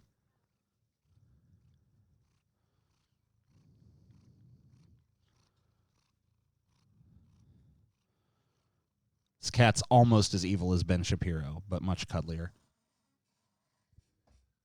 Go on. Anywho, let's keep going. Basis. A genuine free market requires restrictions on the ability of predator multinationals to create monopolies. I'm going to say disagree only in the sense that a natural monopoly is nearly impossible. It is very difficult to establish a natural monopoly. The typical way that monopolies are generated is because governments have approved them, is because governments have sponsored the monopolies. The freer the market, the freer the people. Strongly agree. I don't know what the history of monopolies is. I'm in no position to necessarily disagree there. I suspect he's full of shit because he usually is, but I don't know for sure. The freer the market, the freer the people. Strongly agree. Of course he strongly agrees. That's the biggest crock of shit of all fucking time. It's the biggest crock of shit you've ever heard. Because, you know, let's say I want the freedom to, I don't know, I want the freedom to fucking dye my hair fucking blue and have a fucking big old nose ring and fucking tattoo fuck you across my face, you know? I can't do that and go fucking work at, you know, 7-Eleven. I can't do that. You know, there's like, if you do that, you're limiting your fucking employment opportunities and stuff like that. So you don't have that freedom. And maybe you could say, well, you know, if you choose to do that stupid shit, that's on you. But this is a question about freedom, right? So if the market is free to discriminate however it wants, then, you know, it can control much more aspects of people's lives. There was a thing that I saw Kyle Kalinske cover a while back where he was talking about this fucking app that Starbucks was making its employees download. That was basically the app had access to like everything on their phone. Like Starbucks now controls every aspect of your phone. By the way, this app is mandatory, right? So that's not fucking freedom. So let me just ask you this: are people freer in a world where the company that employs you can control a huge amount of the aspects of your life? They can control, like, hey, we're going to drug test you because you're not allowed to You're not allowed to do certain drugs, even on your off time. We control what you're allowed to do. We control what you're allowed to say on social media. We control all this stuff because if you don't play by our rules, you're fired and you're destitute and you're going out on the street. So is that a freer fucking country, or is a country that's where the government intervenes and says you can't fire anyone for any of that shit? Would that be a freer country? It's certainly less free for the companies at that point, but it's way freer for the workers, which last I checked make up the fucking majority. So if you really want to maximize freedom, the government has to take a side. The government either has to say, hey, we're on the side of the companies and the corporations and they can do whatever the fuck they want, or we're on the side of the workers and we're going to strongly curtail the powers of these companies. And now, obviously, we know what fucking side our government has chosen. But this idea that if we just unshackled the beast of capitalism and just let it fucking have its way, that it's going to have good results in terms of personal liberties, I find that to be a fucking highly goddamn dubious notion. Yes, and you do have to go to Streamlabs to donate. Okay, next page. Abortion, when the woman's life is not threatened, should always be illegal. Strongly agree. All authority should be questioned. Of course. Just not even an explanation, just casually like, yeah, women shouldn't have the right to control their own bodies, obviously. Obviously. It's not even a fucking moment to explain himself or anything. Just casually like, yeah. Just a woman. What right does she have over her own fucking body? You know, if she has a fucking little tumor of a human being growing in her belly that is going to be dependent on her for the next 9 months and 18 years, minimum, you know, she should have no ability to stop that from happening. You know? Why not? Why should she? Why should she? You know, she should have to go through that whole ordeal because we need more people, of course, because we're just so short on humans right now. Agree. I mean, I think that we should always ask the basis for the authority. An eye for an eye and a tooth for a tooth. What? One of the great misnomers in all of biblical history is the notion that an eye for an eye and a tooth for a tooth is meant to be taken literally. There's entire swaths of the Talmud dedicated to discussing the fact that this is meant in terms of monetary pricing, that the cost of an eye should be repaid by compensatory damages. An eye for an eye and a tooth for a tooth, disagree. Taxpayers should not be expected to prop up any theaters or museums that cannot survive on a commercial basis. Agree. By the way, that doesn't mean you can. I'm surprised he didn't strongly agree on that one. Art, bleh, disagree. Maybe it's because he's a Hollywood kid and he was thinking about all the times that his dad got fucking big tax breaks to, you know, shoot in this state or that state. So he's like, oh no, I can't come out against that. Sometimes, you know, the government does need to give the entertainment industry a little moolah. Can't have a nonprofit. Most museums are run on a nonprofit basis. Schools should not make classroom attendance compulsory. Agree, but they should make it that parents are truant if they do not pass certain educational standards for their children for the welfare of kids. But suggesting that we're oh wow, government. So the government should come in and tell parents how to raise their kids, huh, Ben Shapiro? You ain't no libertarian. You ain't no conservative. You're a goddamn commie. Going to force you to send your kid to a public school as opposed to homeschooling. That's why the question is a little bit vague. Like, what kind of classroom attendance? Are we talking homeschooling or are we talking public schooling? All people have their rights, but it is better for all of us that different sorts of people should keep to their own kind. Again, the way this is phrased is so ridiculous. Well, what does that mean? Different sorts of people should keep to their own kind. Like, I think that people should marry people who have similar values, but I don't know if by kind they mean ethnicity or race, in which case completely disagree. So it completely depends on what they mean by. That's clearly what they mean. This isn't vague, okay? Some of these questions I admit are vague. That one's not vague. It's pretty fucking clear what they're talking about. All right? The question. There's inherent vagary to these questions. And I understand that these questions are designed to that one's not. Responses that are quote-unquote racist, so they can label you conservative for being racist. I understand that's what they're doing here. But the questions are deliberately written in vague fashion to elicit those responses. So knowing what they want, I'm going to go strongly disagree. Good parents sometimes have to spank their children. I generally disagree with that. I'm not in favor of spanking, and I don't think it's natural for children to. I'm not in favor of spanking unless it's my beautiful doctor wife spanking my naughty little butt in the bedroom every night. keep some secrets from their parents. I mean, I agree that it is natural. It is also wrong as a general matter. So I don't know what they're going for there. I'll say agree on whether it's natural, but I like that the survey immediately seems to identify natural with morally correct, which of course is. I don't think it did. I don't see where it did that, but okay. But by the way, yeah, it's totally not only natural but also moral for kids to keep secrets from their parents.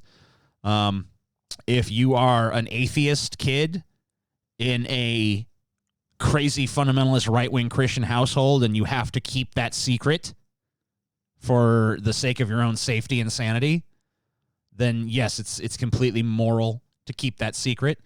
And once again, when I talk about morality, I'm talking about my own subjective takes on morality. I don't believe in any sort of objective moral code.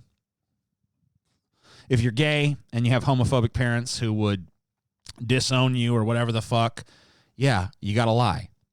Not only that, but if you go out there and get into some shit, hey, shit, oh, we fucking had a crazy night and we fucking totaled my friend's car and we fucking spray painted obscenities on the local Walmart or something, then maybe you should come clean, but I don't think anyone would blame you if you didn't. Silly. Possessing marijuana for personal use should not be a criminal offense. Agree? The prime function of schooling should be to equip the future generation to find jobs. Strongly agree. I think moral education is generally the. I disagree with that, by the way. Not strong disagree, but I disagree. Ultimately, like I said, unemployment should be 100%. No one should have a job unless they want one. And even then, it shouldn't be a job. It should be just a hobby. Preserve of the parents. People with serious inheritable disability should not be allowed to reproduce. Strongly disagree. I don't know we're calling it the Woodrow Wilson eugenicist there. The most important. I agree with that, by the way. Why? Like, if you have a strong inheritable disability, why should you be allowed to create more people with that disability? Like, I don't see why you should be able to. I don't see how that's like. I guess that is I guess that's eugenics on some level, but like, sorry, that's a eugenics that fucking makes sense. We're not talking about trying to like breed out an undesirable personality trait from the human race or something. Like, oh, well, we're trying to fucking, wipe out, gay people or transgender people or something like that. It's not that. What we're talking about is, someone who's got a disability that, mental disability, physical disability that strongly impacts their life, probably shortens their lifespan, limits their prospects, probably causes them pain of some sort, closes off certain areas of human endeavor to them. Why should that be visited upon somebody else unnecessarily when you have the ability to prevent it? I don't think it should be.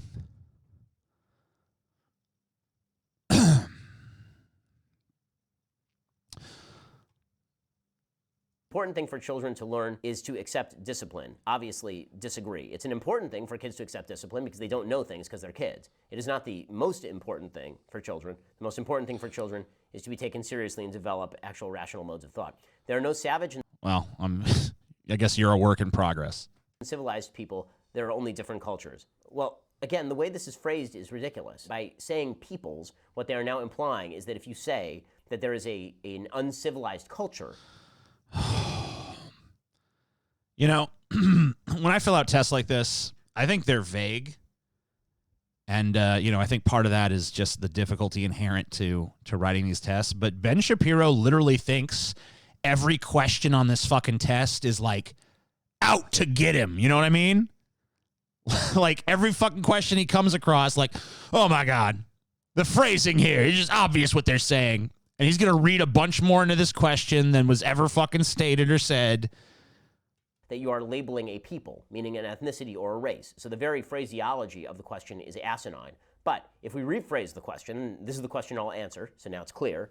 There are no savage and civilized cultures. There are only different cultures. Strongly disagree. Obviously, that's not true. There are some cultures that suck. Okay, so basically, the question was about different peoples, which in any other context, you know, you would say that, like, China has people, America has people, you know? So peoples make sense. But for some reason, you don't want to answer it because, you know, you don't want to look racist, obviously. So you feel like if you answer that question without doing that giant caveat about how we're talking about culture here, we're not talking about race, we're talking about culture here, you know? If you want to make that distinction, that's fine. Go ahead and make it. But don't act like the question itself was like trying to do a gotcha. You know, the thing is that most people, when they fill these things out, they're filling it out in the privacy of their own little setting, you know, and no one is watching them. So this idea that there's like some kind of gotcha going on, like, maybe it feels like a gotcha to you because you're having to fill this out publicly and actually like put these opinions out there, so you feel like you need to explain it. I get that. But these are not gotcha questions to someone who's just sitting in the privacy and comfort of their own home with no one else watching them fill it out. Because then if there's a racist guy, he's not going to be like, oh, you know, if you're racist, you're not going to mind. You know what I'm saying? Like, you're not going to mind, like, you know, do you think other races are inferior to your own? They're just going to be like, yeah. You know, if that's how they feel, which I suspect that if you were filling it out, well, I'm not going to speculate. And if you don't believe me, check out the Taliban. Those who are able to work and refuse the opportunity should not expect to... Check out the Taliban. Oh, the Taliban. They're the evil ones. Not us. We're pure good. We've never harmed anyone that didn't deserve it. Right? The Talibans are they're the bad guy. But America, we are without sin. We are blameless. The only people we hurt are bad people, right? We don't bomb innocent civilians. You know, that's not something we've ever done. Maybe on accident a couple times here and there. Whoops, bomb slipped. Oh, we blew up an orphanage. You know. But it was an accident. No use crying over spilt fucking orphan blood. But we don't harm people intentionally, you know? I mean, well, you know, I guess we do here and there, maybe occasionally. But they deserve it. They deserve it for being, you know, even if they weren't bad, they were too close to people who were bad, or they were located somewhere that's just inherently bad geographically until we take it over. Then it's good. But the Taliban, yeah, they're the ones spreading misery across the fucking globe for sure. Society's support. Strongly agree.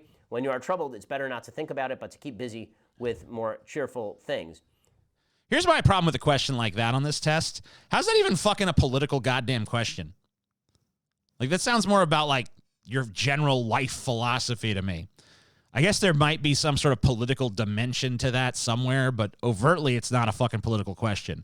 Like the politiscales test I took earlier, that didn't have no fucking, like, stupid, if you're troubled, it's best not to think about it, but keep busy with more cheerful things. Like, that's how, what does that tell you about a person's politics? Like, I don't know if a person who states that is liberal or conservative or fucking communist, fascist, centrist. I mean, that doesn't tell me goddamn shit. It just tells me they're a fucking optimist or that they ignore their problems or whatever you want to say about it. Generally agree it's better. I mean, wallowing in things is not usually a great solution. First-generation immigrants can never be fully integrated within their new country. Disagree. What's good for the most successful corporations is always ultimately good for all of us. Disagree, because many successful corporations are looking for government handouts or bailouts. No broad... Oh, I was wondering what the fuck... I was wondering what the basis of that disagreement was going to be. I was like, wow, he disagreed with that? Wow, I mean, that's kind of impressive. But then he's like, yeah, well, you know, some corporations are out there looking for government to do something. It's like, oh, okay. That's the problem, right? Nothing they do on their own is ever evil. It's just when they ask the government to help. Broadcasting institution, however independent its content, should receive public funding. Strongly agree. Our civil liberties are being accessible. Yeah, they should get their funding the way you do, by you know, daddy's conservative friends and political action committees and think tanks and stuff. That should be what funds entertainment. God damn it. Curbed in the name of counterterrorism. In the United States, I'm going to go slightly disagree, but I'm kind of torn on this one. I'm like between agree and disagree, honestly. A significant Wait, what? Really? Haven't you like called yourself a libertarian before? Like, don't you still say that? And you're really going to you really struggle with this civil liberties question? Like, should we curtail our civil liberties and freedoms to fight terrorism? It's a tough one. It's a toughie. Wow. What a fucking chicken shit, little cowardly cuck bitch. Please, Daddy. I mean, like, doesn't that undermine everything else he said about how he hates the government throughout this entire fucking process? And like, the freer the markets, the freer the people, and all this, I believe in freedom and I'm against the government. But then he gets to the question, like, should the government take away your freedom if they can keep you safe from the bad people? And he's like, yeah, I think they should. Or maybe I'm going to say they shouldn't, but I'm really torn on that. significant advantage of a one-party state is that it avoids all the arguments that delay progress in a democratic political system. Strongly disagree. One-party states are garbage. Although the electronic age makes official surveillance... Yeah, right. I don't believe your answer on that question for a second. I think if you could have a one-party state that agreed with your bullshit, you'd fucking press the button to make that happen in a second. Easier, only wrongdoers need to be worried. Disagree.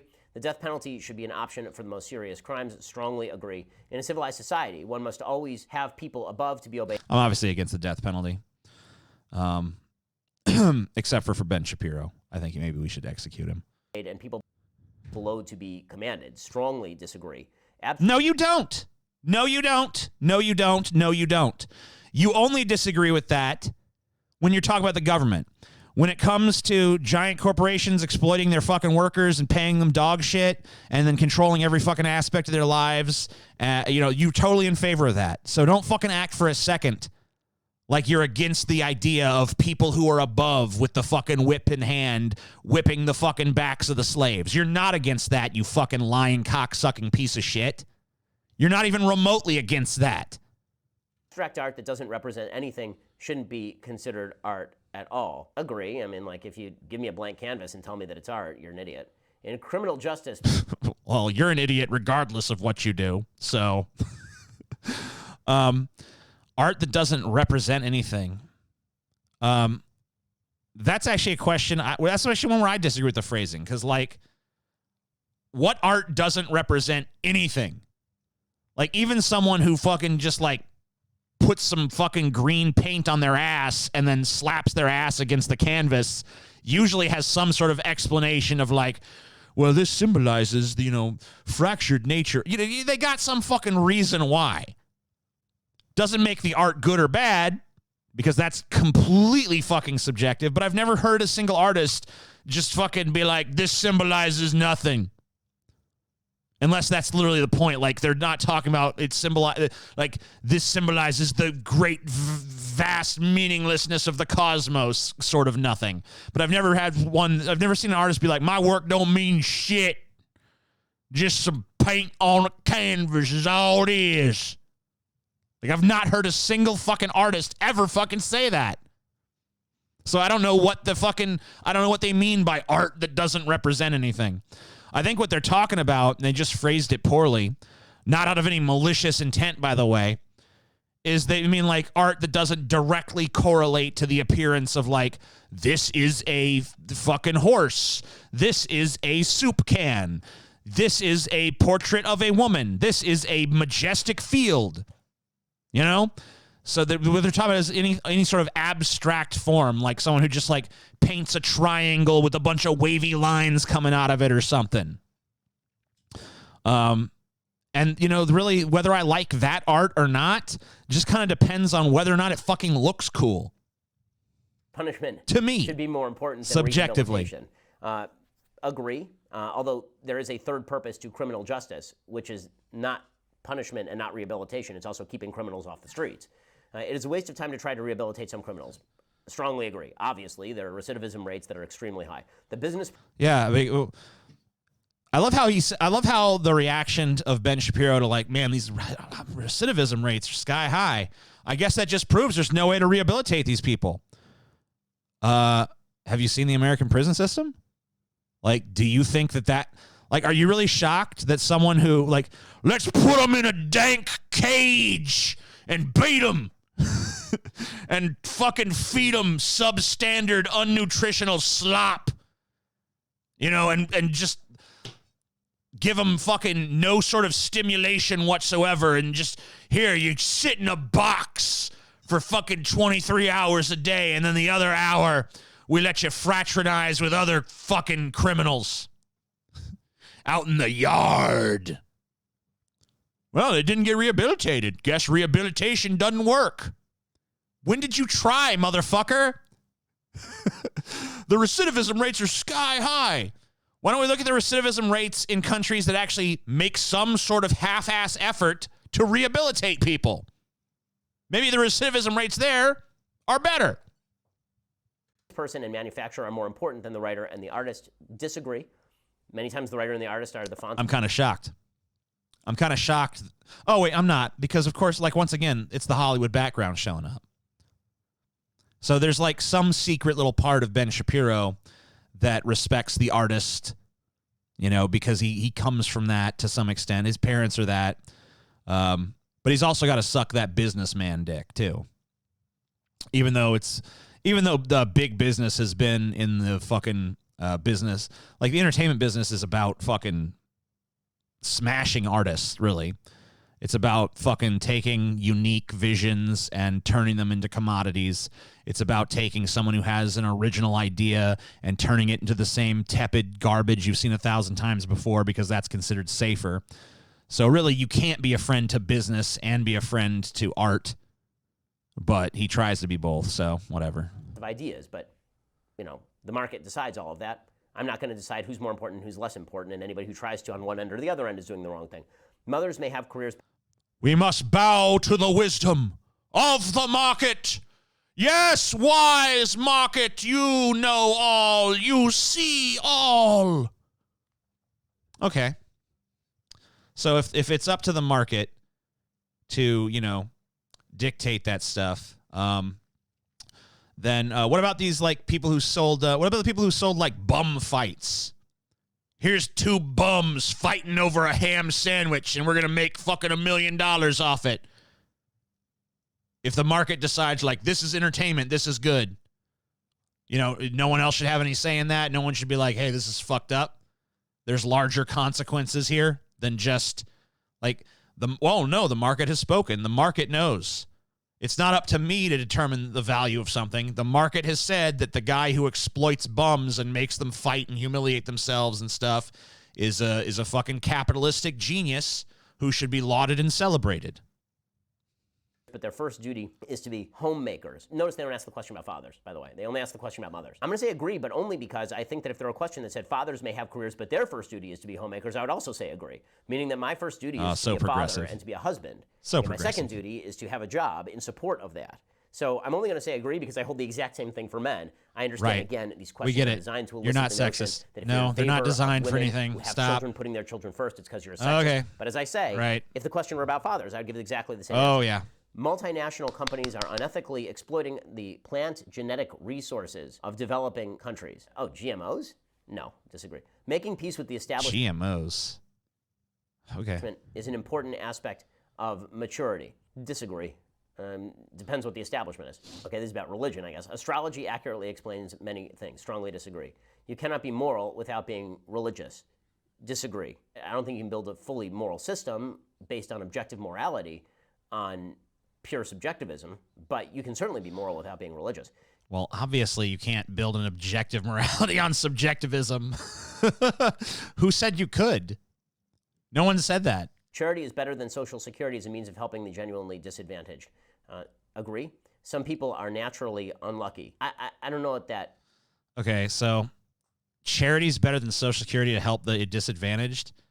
So the Social Security check comes every month with steadiness and regularity. Charity, you know, that maybe sometimes you get lucky, hit that old charity lottery, but it's not exactly a dependable source of fucking income that you can rely on. So to agree with that, you're kind of a fucking Nimrod, but whatever. Means. I mean, obviously, some people are born with certain disadvantages, so obviously that's true. If you mean, do I think that there are certain people who are just destined to walk into manhole covers, and then no. Do I think everybody is born with an equal level of privilege and luckiness? No. So I guess I'll say I agree. It is important that my child's school instills religious values. Strongly agree. Sex outside marriage is usually immoral. Strongly agree. Make sure my school indoctrinates my child. It's very important that my child is indoctrinated. Sex outside marriage is usually sex immoral. Couple in a stable, loving relationship should not be excluded from the possibility of child adoption. So the answer is agree, but it depends on the alternative. I have a sort of hierarchy in terms of... Yeah, we got to make this caveat.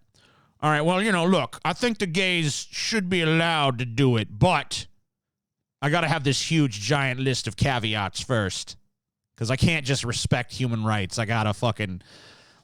he acts like supporting human rights, supporting the rights of people to be treated equally under the law is something that he needs to make, a litany of excuses for to his fucking regressive piece of shit audience. All right, audience, now don't eat me alive for this, but, I think that in some instances, gay people should have rights. Now, listen, I gotta explain this. It's something he fucking feels apologetic for. I'm, all right, well, adoption.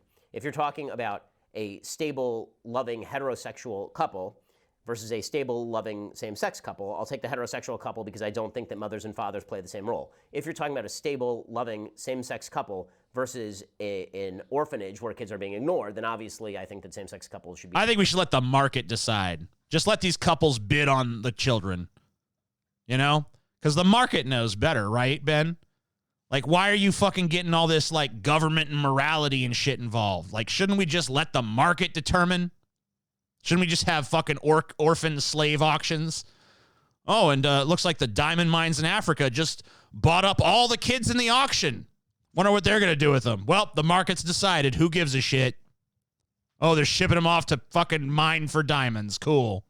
Be able to adopt. Pornography depicting consenting adults should be legal for the adult population. It depends who is doing the regulation. So my general answer is disagree. I don't think that it should be legal, but I think that it's very difficult to draw regulation that is not too heavy-handed in this area. I don't think you have a right to pornography, though. I don't think there's an inherent right to pornography. What? Yeah, okay. Sure. And Ben Shapiro, he doesn't look at pornography. He just doesn't do it. He's a moral guy. Never once has Ben Shapiro used that laptop in front of him to look at some big-bootied bitch bouncing on a fucking big black dick. Not for a second. That's never happened. What goes on in a private bedroom between consenting adults is no business of the state. Strongly agree. No one can feel naturally homosexual. Strongly disagree. And again, all these questions are designed to elicit particular responses. So the idea is that if you're religious and if you're conservative, then... They're designed to elicit the response of the person taking the fucking questionnaire. There's no fucking attempt from these questions oh my God, it's just they're not even really giving me a choice. The way they phrase the question, I have no choice but to be a fucking hardcore liberal because they've just phrased all the questions in such a way where I can't possibly answer what my heart truly feels. What are you talking about, you psycho? Well, watch, it's going to list me as a libertarian. You'll say. You can believe that homosexual activity is sinful on a biblical or religious level and still believe that people have natural desires to do things that are biblically sinful. I mean, that happens all the time. These days, openness about sex has gone too far. Strongly agree, and if you disagree, it's because I'm not sure you're a sentient human. The only question here that I'm kind of torn on is the pornography question, and that's only because it's a question of gradation. I'm really wavering between disagree and agree on the legality for the adult population, because, again, is it harming third parties? Generally, no. I guess I'll say agree on should be legal for the adult population. I don't know. I'm really torn on this. On a moral level, obviously, I think... Yeah, you're so libertarian, dude. Oh, my God. Can you just... Wow, he's so libertarian. It's just it's so obvious, how much this guy really fucking appreciates freedom and stuff. Oh, yeah, I love freedom. Oh, except for the freedom to, have my sexual identity fucking respected, or and to have the same equal rights under the law, or any freedom that makes terrorism more of a threat. That's bad. Oh, the freedom to jerk off to other people who film themselves having sex. I don't know about that. I think that maybe we might need someone to step in. I'm just not sure. It's like, how can you fucking possibly describe yourself as any form of libertarian, Ben? You are not a libertarian to even the slightest degree. If this test calls you a libertarian, then you've single-handedly proven that the political compass test is bullshit. Pornography is one of the great evils in our society. On a legal level, do I think that the government has... One of the great evils in our society?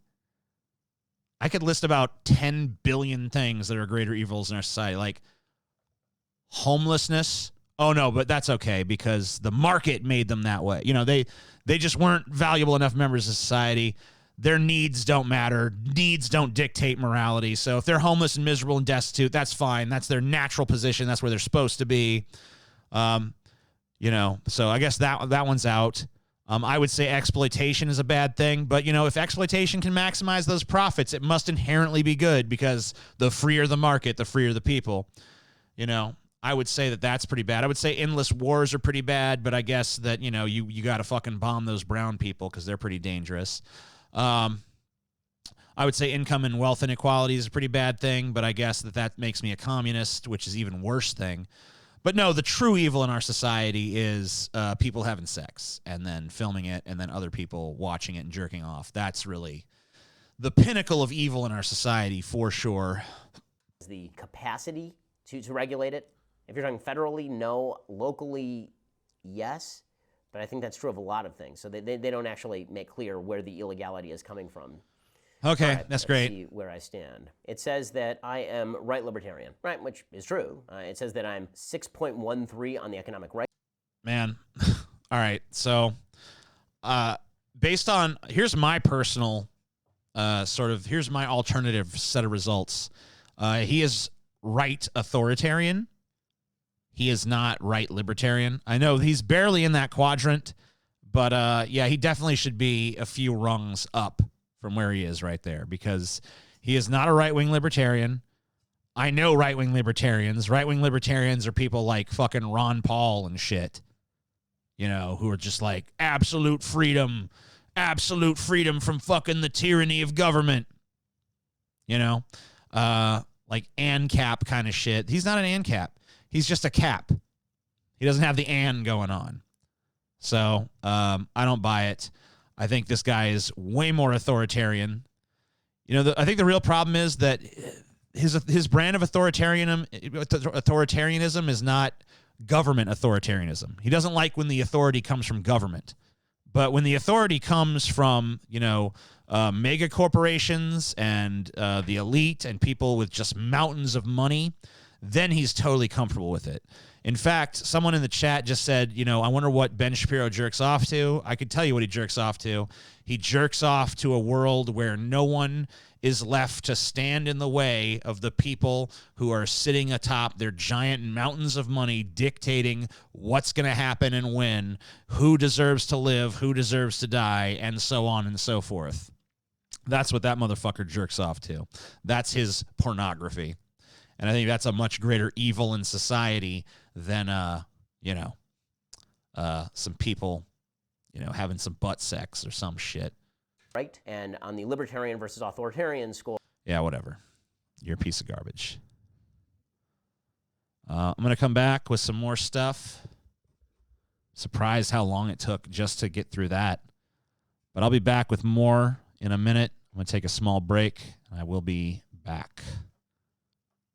What political test did I take earlier? I took the Politiscales test. I can learn to understand you much better if I can get familiar with the way you talk. Great, good, wonderful, awesome. I hope you get familiar with that strange robotic woman voice from nowhere in particular. That would be really good. Oh. He's a corporate capitalist. Yeah, I'm going to take a small break, and I'll be back to chat with you guys a little more and watch a few more of these videos because we've only actually gotten through 2 things on our list so far. Next up, we're going to be talking about some Rick Wiles stuff. Rick Wiles says God is spreading the coronavirus in synagogues as punishment for opposing Jesus. Oh, wow. So that should be fun. We'll take a look at that in just a minute. But first, a small and orderly break.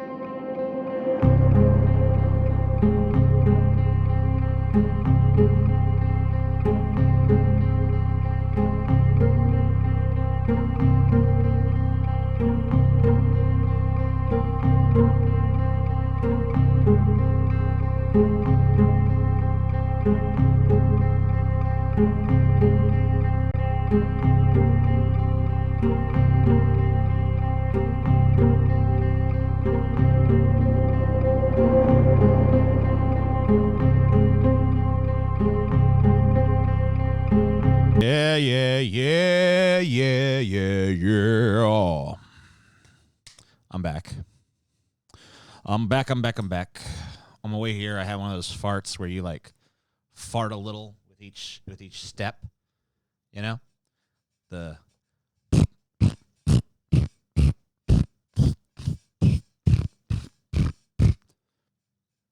my wife was like, what's going on?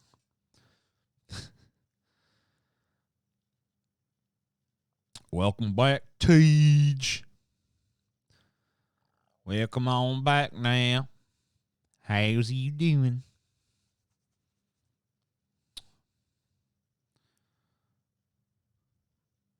Nuance is good. Everything else is bad. Nuance is good. Everything else is shit.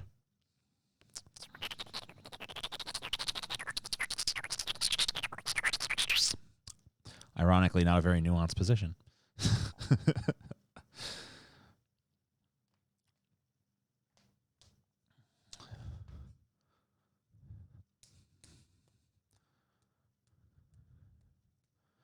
What food is responsible for the farts? I don't know. How long does food take to fart? Like what's the runtime of a digestive tract? I don't really know.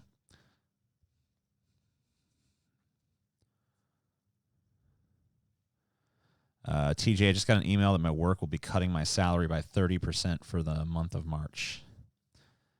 God bless corporate America, man. They're so wonderful.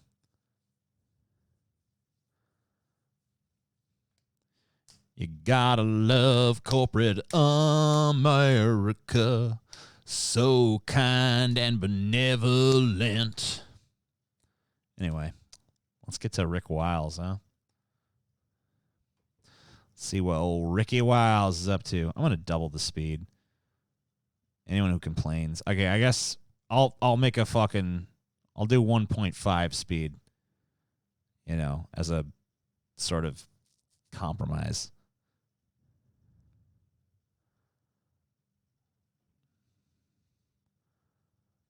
Well, let's look at what the coronavirus is doing. Benjamin Netanyahu said today that if things don't change in the next several days, he's going to lock down all of Israel. It's going to be, there it is. If coronavirus trend continues, total lockdown within days. This next one, Times of Israel. Synagogues are top coronavirus hotspot list. Now, this is a report from Israel that the synagogues are the top spreaders of the coronavirus in Israel. That's not an anti-Israel report. That's in the Times of Israel. They are admitting that the virus clusters are in the synagogues. Yeah, because that's where people are gathering. It's a Jewish society. That's their, like in my state, all that shit's closed. A lot of movie chains have closed nationally. There's been lots of closures of big gathering places. Sports in this country have been canceled. But one of the fucking groups of people in this country most likely to resist the call to close are churches. There's a shit ton of churches that are like, you know, we ain't closing for nothing because we're going to pray the coronavirus away. You know? Now, in a Jewish society, they don't go to church, they go to synagogue. It's not like the virus isn't like targeting synagogues. It's just that happens to be the place where the most people conglomerate in a fucking Jewish religious society. So, I know what you're talking about. If you go, in fact, I'll show you the next one from UPI. Chief rabbis urge Israelis to stay away from synagogues. Right. Well, I would too. Stay out of those things. There's a plague in them. God's dealing with false religions. Okay. So if the coronavirus was just seeking out fucking Jews and Muslims and stuff, and there was no other way to explain it, like maybe that'd be a thing. Maybe it'd be like, okay, fair enough. But the coronavirus, COVID-19, doesn't really seem to be discriminating in who it fucking affects. If anything, it's attacking the old disproportionately. It affects them the most drastically. They have the lowest survival rates. So, you know, if anything, if there's any message from God to be sussed out of the coronavirus, which there isn't because there is no such thing as God, but if there was and we were trying to interpret his will with this virus, the conclusion you'd have to draw is that God hates boomers, which, you know, totally natural. Doesn't really seem like this virus doesn't seem to be disproportionately like attacking Jews and Muslims and shit. God's dealing with people who oppose his son, Jesus Christ. He's dealing with the forces of Antichrist. And there's a plague moving upon the earth right now. And the people that are going into the synagogues are coming out of the synagogues with the virus. And it's so bad that the chief rabbis of Israel are pleading with the people to not enter the synagogues. Well, Doc, if you heard about, if this happened in Old Testament times, if the Jews went into the synagogue healthy and came out diseased, what would that say to you? That would be an earmark of judgment to me. I mean, that would be something I'd be asking the question, God, how have we offended thee? God, what is separate? Okay. If this was happening in isolation, like if this was a plague that was only happening in Israel and only fucking happening at the synagogues, then like maybe this fucking rambling, incoherent nonsense would have some sort of modicum of a fraction of a glimmer of a fucking glint of a point.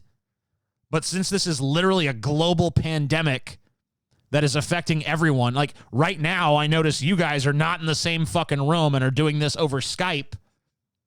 You know, there's a reason for that.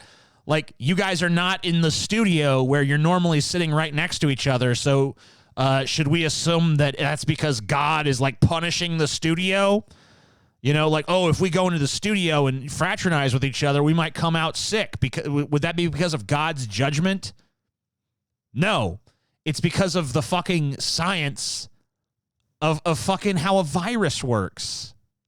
This is a global pandemic that's affecting a fuck of a lot more than Jews, and there's a fuck of a lot more than synagogues closed down right now. So this is just like insanely stupid. Separated us. God, where are these plagues coming from? Because they recognized that plagues and pestilence and famines and locust swarms, they were from God. And if we look in the Old Testament, we see the proof of that over and over again. All right, well then why don't you guys go back to your studio and fucking shake hands and rub butts and all that shit that you normally fucking do. And just, you know, say God will protect us. Put your money where your mouth is. Like, if you got such strong faith that this is judgment from God, well, obviously you guys are on God's side. God's not going to judge you. Stop taking these measures that you're obviously taking. Because I've seen Rick Wiles' show before. Usually him and this guy and there's some other guy, they all sit in a fucking room together with a camera crew somewhere else in the fucking vicinity. They're not doing that right now. They're doing this over Skype, which leads me to believe they're worried about the coronavirus. But at the same time, they're right now saying the coronavirus is just judgment from God and it's only killing bad people who are against Jesus.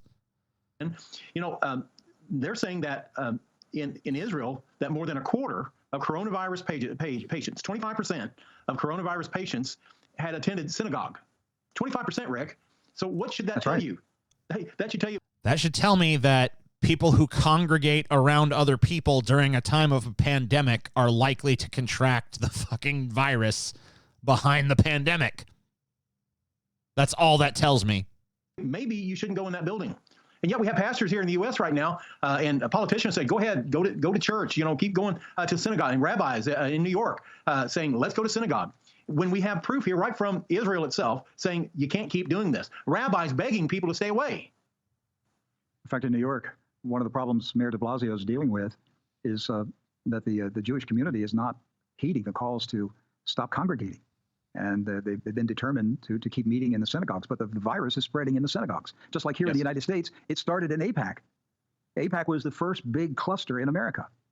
That seems like doesn't it seem like it was 6 months ago? But it was only, about 6 weeks ago? A month. Yeah, about a month. So about a month ago.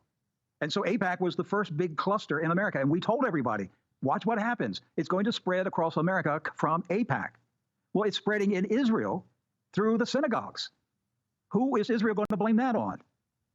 There are no anti-Semitic people going there with a virus spreading. Look at this nice house that this guy's line of bullshit has bought him. What's all this shit about AIPAC? Like, the first cases in America were, like, in Washington State, right? They weren't at AIPAC. What the fuck, man? It. All right, whatever. He's a psycho. What are you going to do? So here's a video about abortion. Let's watch that. It's pretty short. You're in a conversation about abortion, and Okay. someone says I try to avoid that. abortion should be legal because a woman should never be forced to carry the child.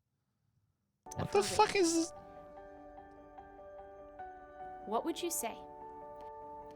I would say there's plenty of other reasons abortion should be legal, not just, this instance of, oh, well, a woman shouldn't be forced to carry the child of a rapist. A woman shouldn't be forced to carry a child that she doesn't want. Period. Fuck, I mean, like, I don't need the extreme example of a rape baby.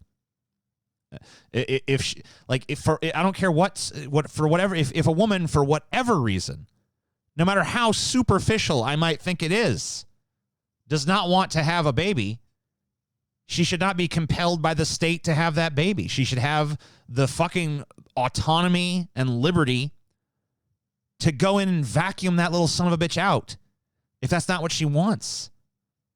Let's be clear. Rape is awful. Rape. Thanks. You're right. Yeah. Good. I'm glad you're taking a strong stance on that. Rape is awful. Let's be clear. Because, if you hadn't explicitly said that, I'd have been like, I bet you these people love rape. Rape is evil. Right. Those who commit rape deserve to be punished. Right. Victims of rape deserve compassion and care. Right. However, in conversations about abortion, the however. possibility of pregnancy by rape or incest is typically used to argue for the legalization of abortion in all cases. Here are 3 things to remember. Okay, I'm going to remember these 3 things. First, rape and incest represent a tiny fraction of abortions. Even if abortion could be justified in these rare situations, the vast majority of abortions are in no way justified by these exceptions. Yeah, I agree.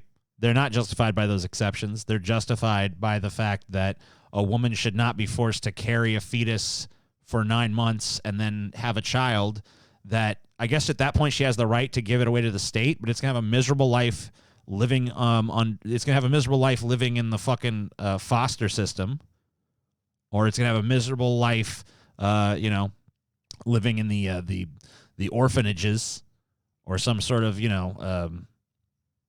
facility like that.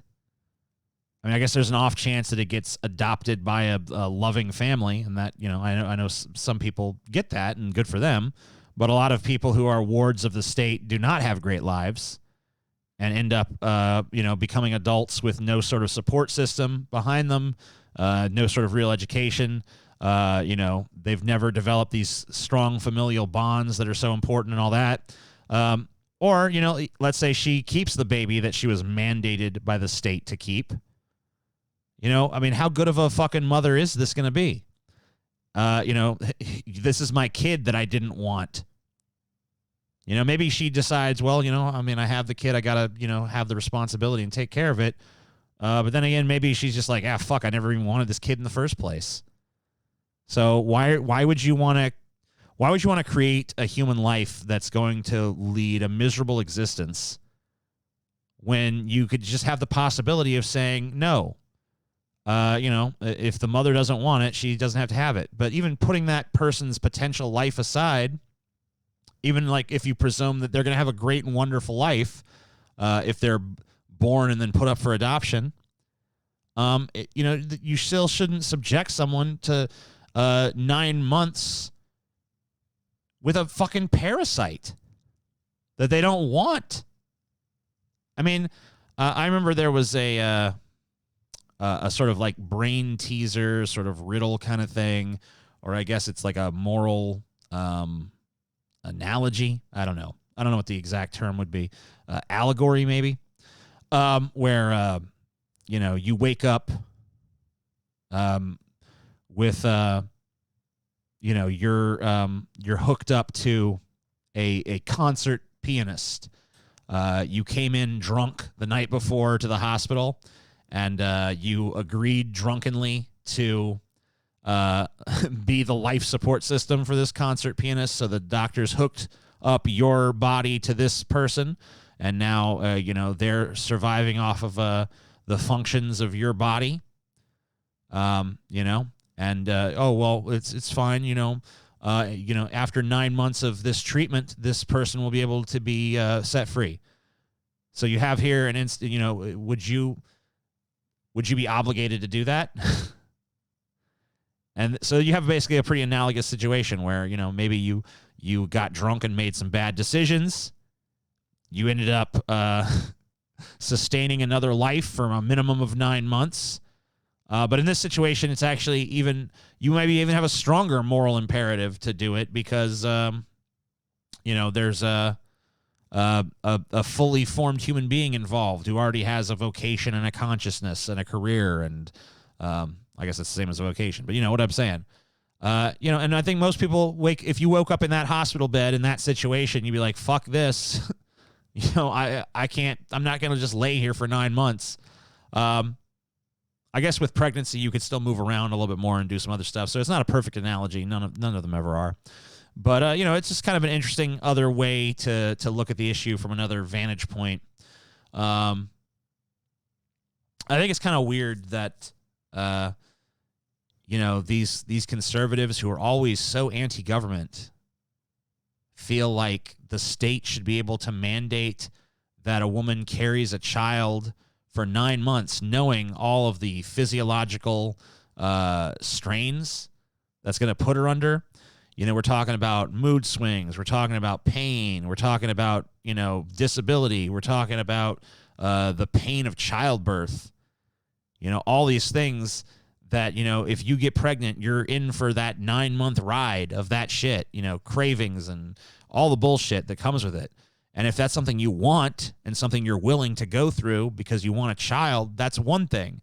But if you're being forced to go through all of that at the behest of the government, that's something else entirely. And I don't know how conservatives don't ever see that, especially since there's literally nothing in the Bible that is anti-abortion. In fact, there's a pretty strong pro-abortion argument you can make from the Bible. There's nothing in the conservative ethos of, limited government and maximum personal liberty that would, lead to that kind of conclusion. The only reason they're against it is because they just don't want women to have that fucking choice. I'm sorry. Give me another explanation, because it's not in their religion. It's not in their stated beliefs. So it has to be something that's coming from an unstated belief. And the only unstated belief that makes sense to me is that they just don't think women should have this right. When they talk about liberty, they mean liberty for men to do what men want to do. Because, I don't know. Maybe I'm wrong. I mean, maybe there's some other explanation. But, the stated explanations don't make sense. And it all seems to come from religion. But there's nothing in their religion that's against abortion. There's nothing in it. There's nothing in the Bible that says a single solitary fucking word against abortion. Second, abortion in the cases of rape punishes an innocent party. In cases of rape that lead to conception, there are 3 parties involved: the rapist, the woman, and the child. No. Why are you showing me a picture of a fucking fully formed child? That's not a party to this. The party involved is show me the fucking cluster of cells that is the fucking fertilized egg, or show me a little fetus. Don't show me this fully formed 8-year-old kid of indeterminate gender that's another person involved in this fucking struggle. Which of these 3 parties is guilty of a crime and deserves to be punished? The woman did nothing wrong, the child did nothing wrong, only the rapist is guilty. But abortion means that the innocent child is given a punishment that even the guilty rapist won't face.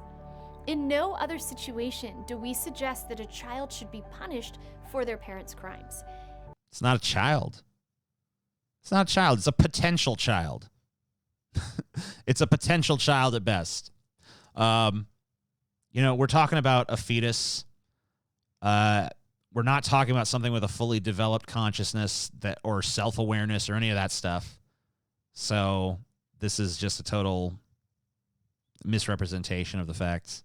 In fact, we would never justify killing a born child who was conceived in rape.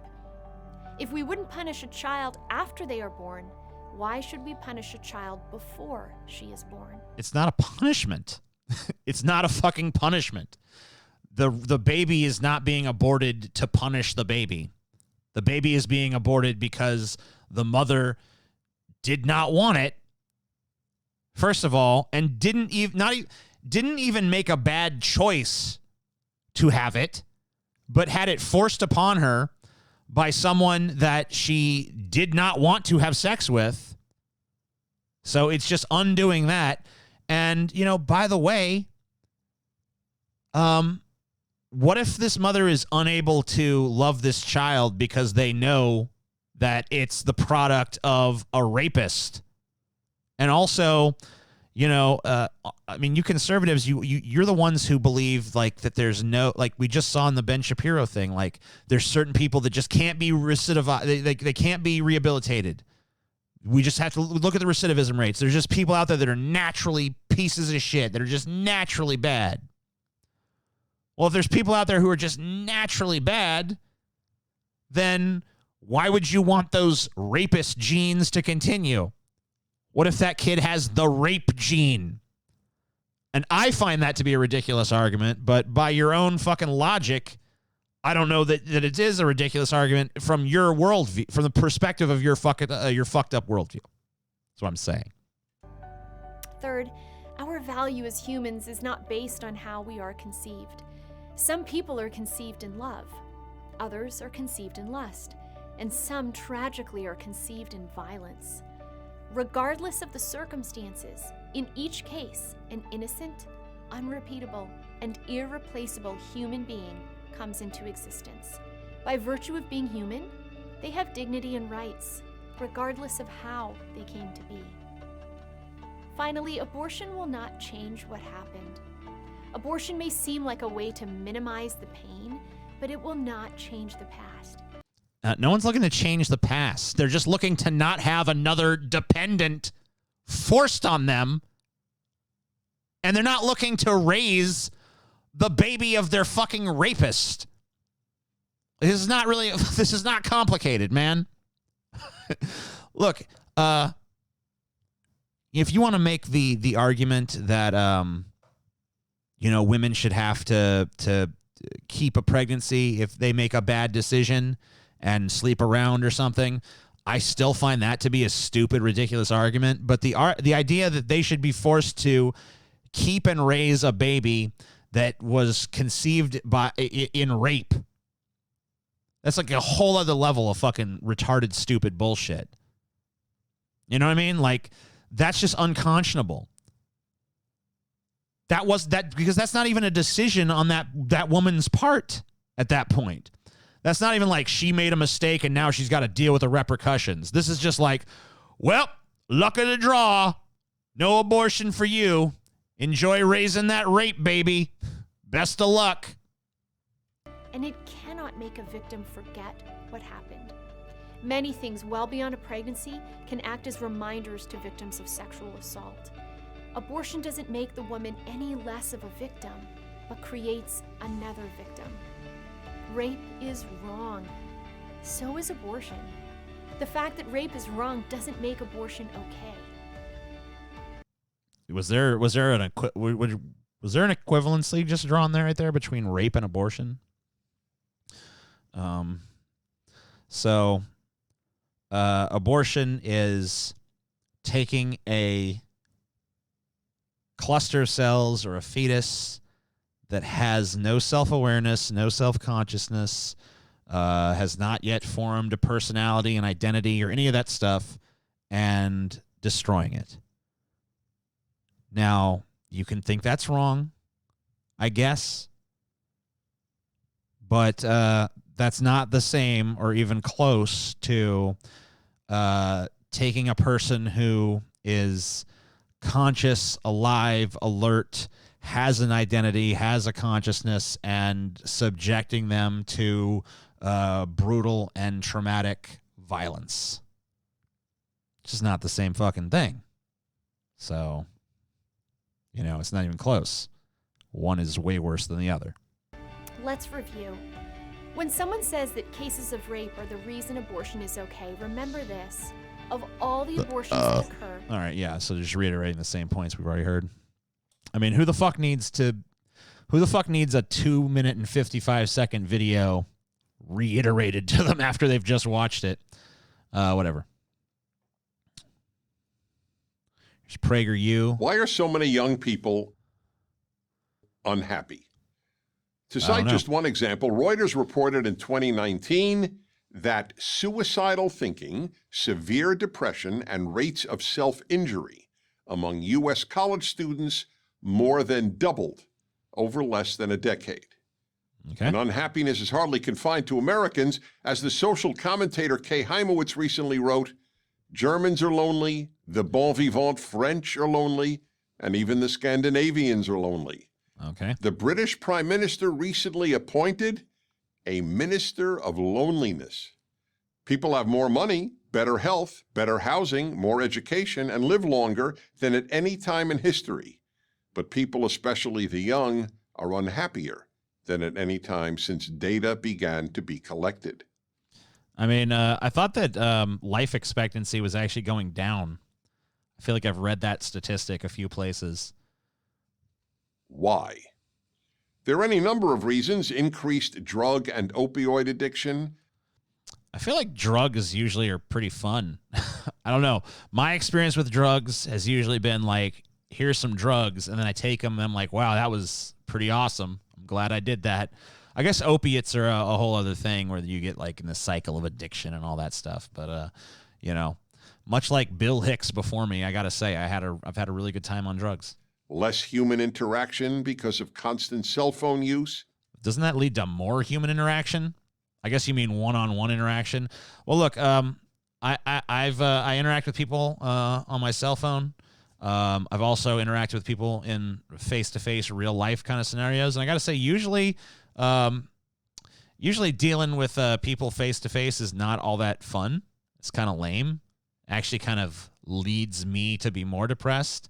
But the title of this video, I guess, is why are so many young people unhappy? And I'm 35, so I'm not really young anymore.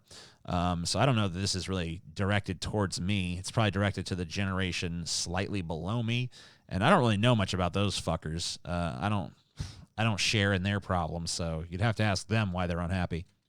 And young people's fears for their future are the most widely offered explanations. But the biggest reason I guess you got a is the one. loss of values and meaning. Let's begin with values, and I'll focus on America. Gotcha. The United States was founded on two sets of values, Judeo-Christian and American. What the fuck is that? Was the dumbest sentence I've ever heard in my life, dude. Okay, Judeo-Christian, I can kind of see it, I guess. I mean, most of the founding fathers were actually deists, didn't have any, like, specific dogma, but whatever. And then, but American values? Like, America was founded on American values. Like, don't you see how that's kind of, like, circular and therefore kind of self-refuting? I think American values are something that developed over time, not something that was, like, incepted when the country was founded, but whatever. This combination created the freest, most opportunity-giving, most affluent country in world history. This is not chauvinism. How the fuck is this the freest country? In what sense is it the freest? Like, especially when you're talking about the early part of America, like when you're talking about like the inception of America, when you're talking, I mean, like, so you had to, only white male landowners even had like the ability to vote at that point. you could actually own certain groups of people as slaves. Women had no rights at all, pretty much. Like it was totally acceptable for a man to just like beat his wife. It's like, well, that's a man's place. She should have respected his authority. So I don't really know how we're like, especially at the beginning of this country, how we're like the freest country or whatever. I would argue that's, I was in Amsterdam and, people were smoking weed and there was prostitutes just openly selling their bodies on the streets and stuff. And, maybe you don't like that. Maybe you think that's immoral or wrong or that's like a sign of social degradation, but there's really no arguing that that's like more freedom than America, right? That seems pretty free to me. There was a store where I went and bought fucking mushrooms, like psychedelic mushrooms, like a legitimate business that I went into and said, hey, I would like some hallucinogenic fucking mushrooms, please. And they were like, here you go. And I took them and I had a good time. And it was fun. And that felt more like freedom than anything I've ever experienced in this fucking country. So I don't know. It's fact. That's why people from every country on earth have wanted to emigrate to America and still do. Chief among the American values. Yeah, and what group of people is standing in their way, by the way? You might want to mention that too. Was keeping government as small as possible.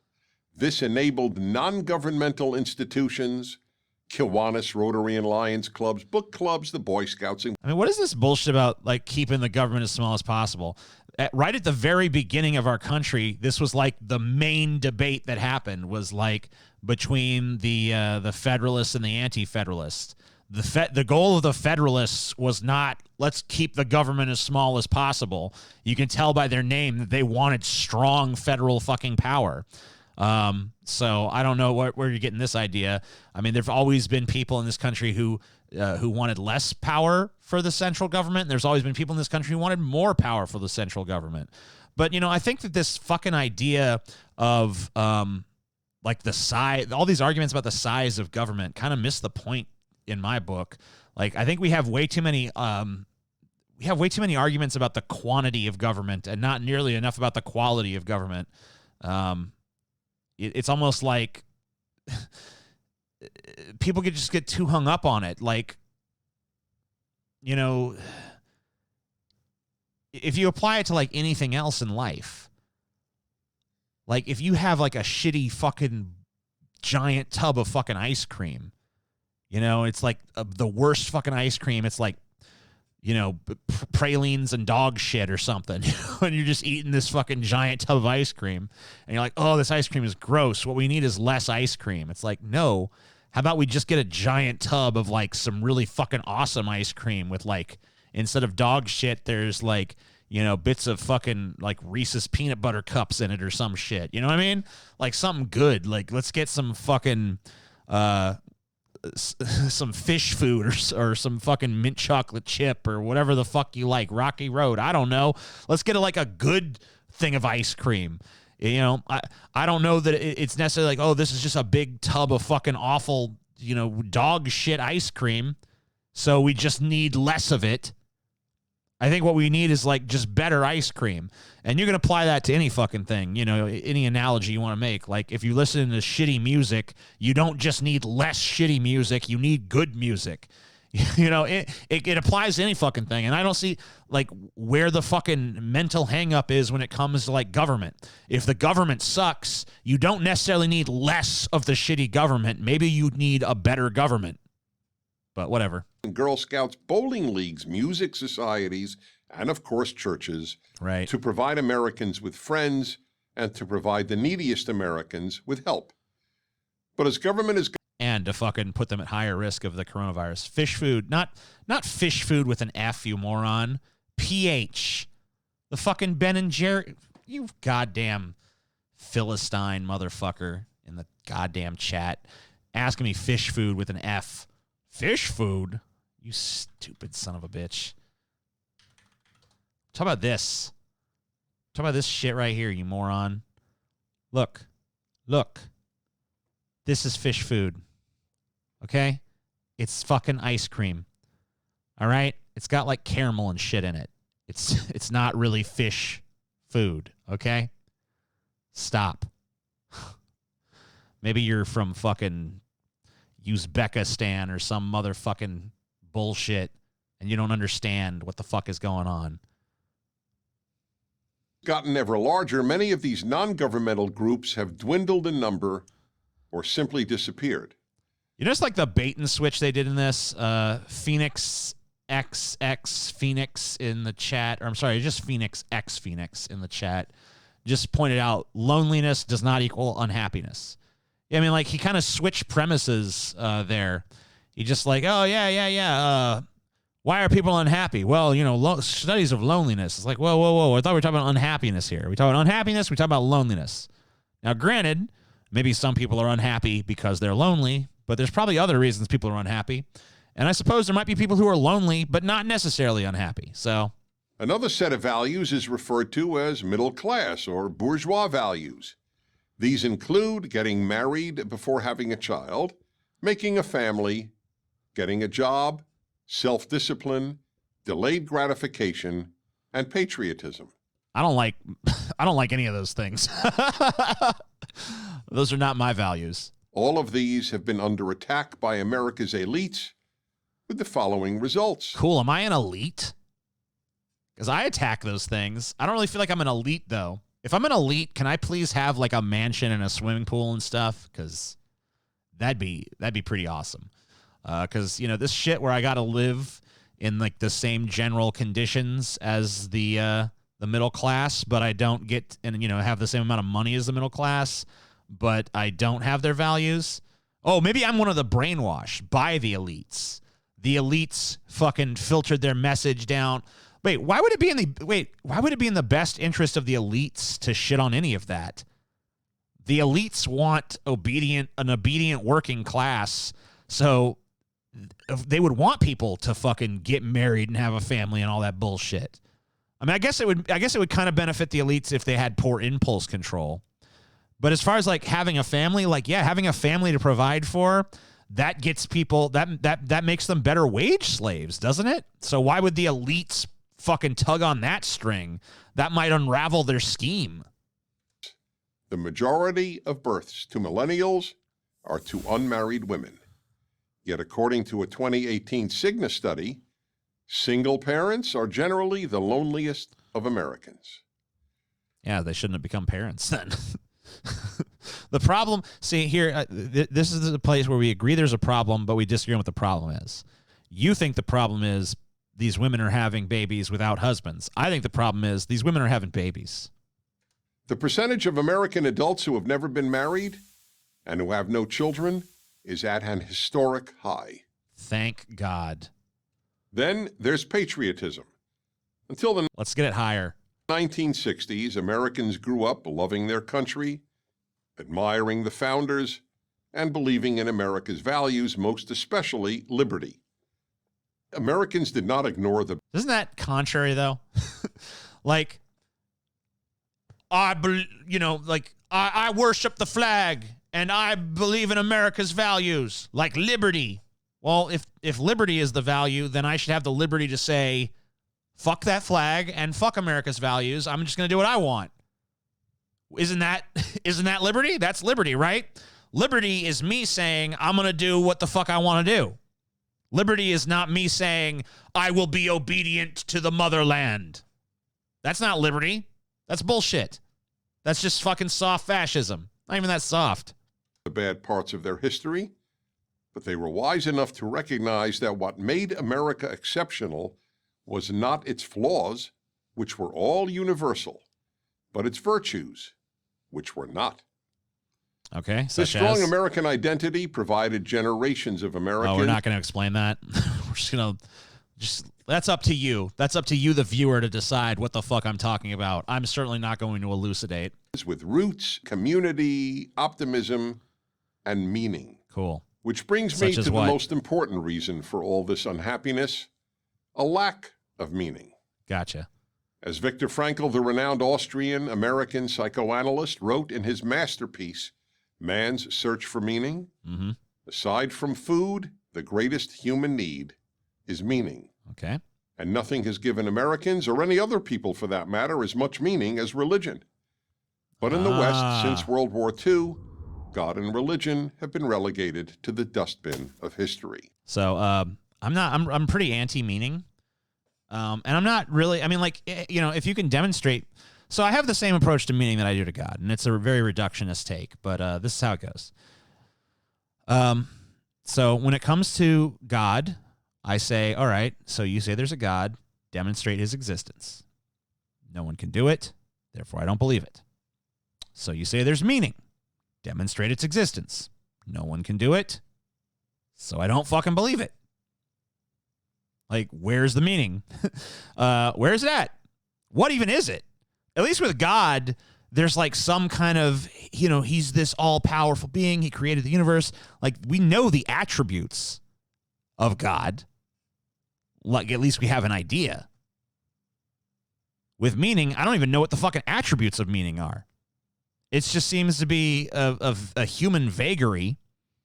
Like, and it's just totally subjective bullshit. And people just want to lie to themselves and say there's some objective shit behind it. You know, there's certain things, I'm a nihilist, but there's things that are meaningful to me, subjectively. You know? I have my familial relationships and shit. You know, I love my wife. I have a strong fucking connection with my brother, who I've lived with, right up until my fucking 30s, and I did business with and all this other stuff, and we're still in business together. You know, I have meaning in my friendships. Certain works of art have a strong, profound meaning for me. You know, there's all kinds of things I think have meaning to me, for me, but it's all subjective. There's nothing outside of me that verifies that's meaningful. You know, like, hey, me and my wife love each other, and that's meaningful to us. But, you know, if we both die tomorrow, that our love dies with us.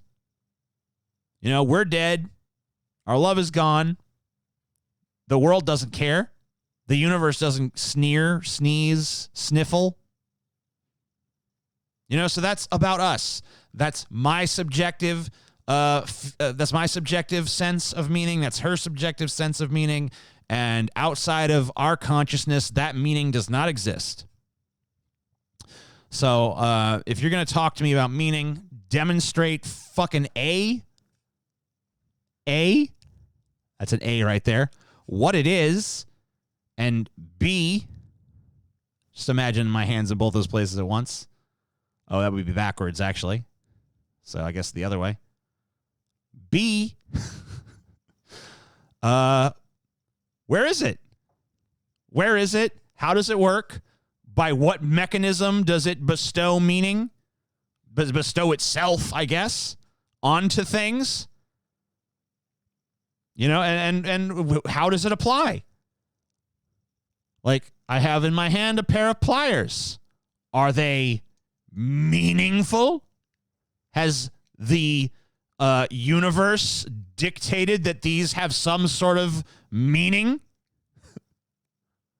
I personally find them to be an occasionally useful tool. So I guess in the context of, like, I need some pliers, hey, here are some. They're meaningful in that instant of, like, I need to use this to, like, loosen this lug nut or whatever the fuck. Is that meaning? Does that exist outside of my need for the utility of that thing at that moment? The result is that more than a third of Americans born after 1980 affiliate with no religion. This is unprecedented in American history, and it's even worse in Europe. Even better in Europe. Maybe, just maybe, the decline of Protestantism, Catholicism, and Judaism, those great providers of meaning, is the single biggest factor in the increasing sadness and loneliness among so many young people in America and around the world. A 2016 study published in the Journal of the American Medical Association, JAMA Psychiatry, found that American women who attended a religious service at least once a week were 5 times less likely to commit suicide. Yeah. Don't you think that some of that could maybe have to do with the fact that they think if they commit suicide, they're going to burn in hell? Like, they're not necessarily happier. You know what I mean?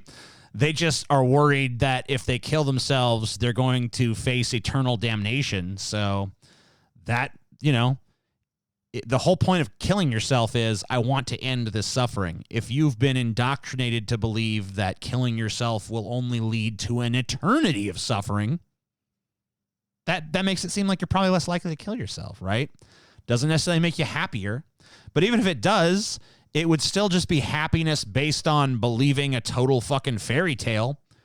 Now, I mean, if you want to believe that, I think that you are entitled to believe whatever the fuck you want. So if that's what makes you happy, go ahead and do it. If you want to prioritize happiness over truth, you're free to take that path. But, I personally think maybe being a little bit more realistic and pragmatic might be worth sacrificing a little bit of our happiness. And common sense suggests this applies to men as well. Oh, does it? Or we're just going to go by common sense? The study doesn't have anything to say? All right. Young people have been told God is nonsense. Their country is essentially evil. Their past is deplorable. Their future is bleak. And marriage and children are not important. Why are so many young... I wish people were told that. That would be awesome if people were actually told that. Because then I could just kind of rest on my laurels and be like, yes... I could just relax now. But unfortunately, people don't believe that because all those things that people are supposedly being told are all true. Every single one of those statements I 100% agree with. But those opinions have made me a pariah for the entire duration of my life. So I don't see how this is somehow society's on board with this. There's a ton of fucking backlash if you state any of those opinions.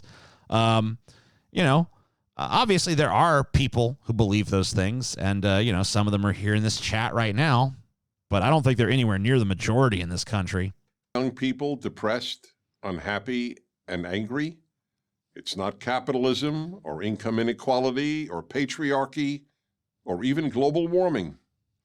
It's having no religion, no God, and no country to believe in.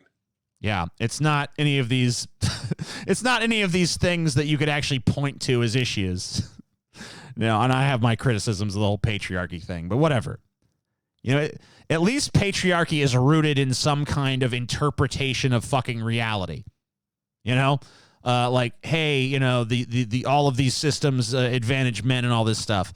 We can argue about the fucking little nitty-gritty details of that. But at the end of the day, that's at least we're talking about the nature of existence and the things that are. So when you're talking about religion, you're talking about things that have never been demonstrated to even the slightest fucking degree, that are just fantasy. That's just an imaginary friend. God is just an imaginary friend for adults. We all know the fucking standard atheist fucking takes on this shit. This guy's saying all this fucking misery and suffering and, depression and anxiety and stuff that exists, none of it has to do with any of the world's actual problems or anything that's rooted in fucking reality that people experience on a day-to-day basis. It's all because they don't fucking bow their heads and whisper to a fucking imaginary man in the sky. Hey, please, imaginary man in the sky, cut me a break, would you please? They need that comfort. That's what it is. And what does that leave them with? No meaning. But there is always Instagram. I'm Dennis Prager. Yeah, there is. Some of those bitches on Instagram. Man, they need to let people post fucking porn on Instagram, man. Because, 90% of what Instagram is, at least for me, I don't know, maybe you guys disagree on this, but 90% of what Instagram is for me is following girls with gigantic fucking asses that just post pictures of their asses all day long. That's what Instagram exists for. There's no other reason for it to be. So, like, it just needs to embrace its true nature and start showing me, like, there at least needs to be, like, Instagram fucking nights or something, like, where you fucking click on the special hidden tab and it takes you to the real Instagram or some shit. Whatever. Yeah, I mean, look, I have a book written on these sorts of subjects. Well, like 1/3 written after like a year and a half or 2 years or however long it's been since I started. That's all about meaning and you know, these kind of questions, where I'm a little bit more articulate when I'm writing than I am reacting to PragerU videos at 1 a.m. But yeah, this is dog shit. There's a couple more of these, but we've been at this for quite a while at this point, so I think I'm gonna give it a break. And it's crazy. We only got through 5 things, believe it or not. We only got through 5 things, and I don't know how long. Fucking, we started at 9:30. 12. It's been like 3+ hours. Only got through 5 fucking things. It's crazy. Maybe I'll save the rest for some other videos or something. Thank you guys for watching. Appreciate your viewership. Sorry that it took so long to get this Abandon Hope done. I know that I missed last month, and it took me a while. Like, we're nearing the end of this month before I finally got to it, so I appreciate your patience on that. I'm going to try to be more on top of this in the future, and I'll see you guys later. Well, actually, we usually leave by talking to the chat room for a minute, so we should probably do that. But I'm not going to cover any of these other stories. I had a couple more, but yeah, fuck that.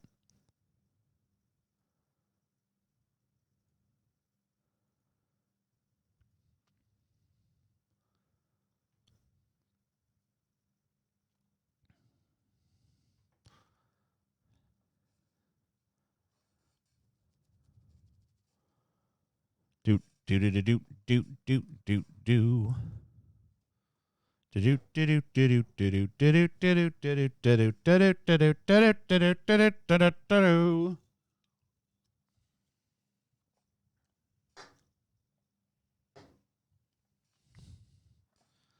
Night all. I just said I'm going to talk to you guys for a minute, so don't go. Let's talk for a sec.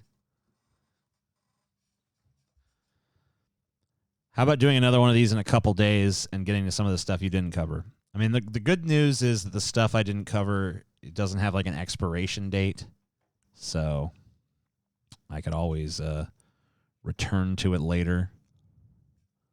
I got Why Upgrading Humanity is a Transhumanist Myth by Douglas Rushkoff, and I've got I Hate Kyle Kulinski Destiny Reviews.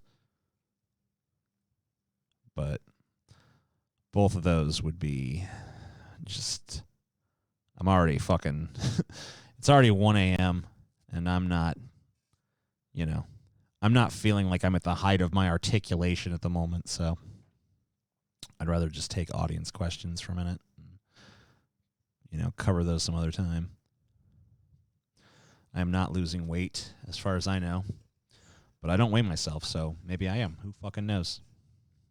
If I am, it's a miracle. I'm going to go eat a brownie the second I'm done with this, even though they give me heartburn. Cosmic brownie. I don't buy that becoming an atheist inherently makes you less happy. I became a lot happier personally. Sure. Instagram story recently says it's going to hide a bunch of accounts of ugly poor people. Cool. So I guess that's the end of me. TJ, may we clap cheeks? Oh yeah. Let's fucking fling our butts together.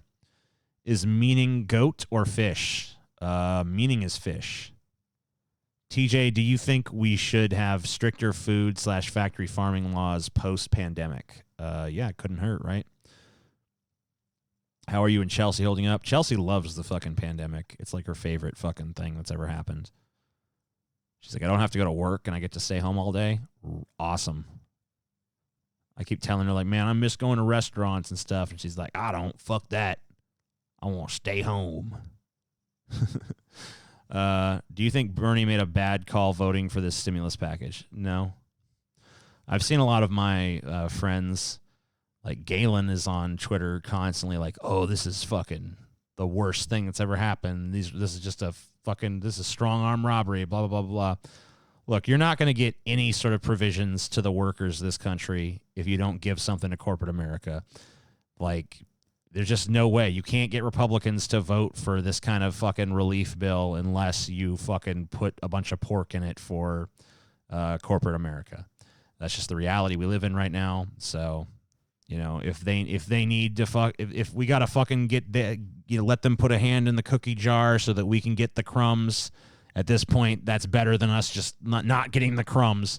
So, you know, it's a decision that had to be made. And I would have done the same thing in his position.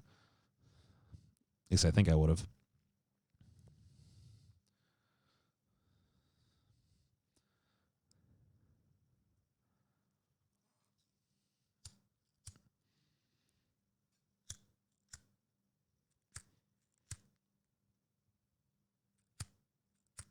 God damn this fucking lighter.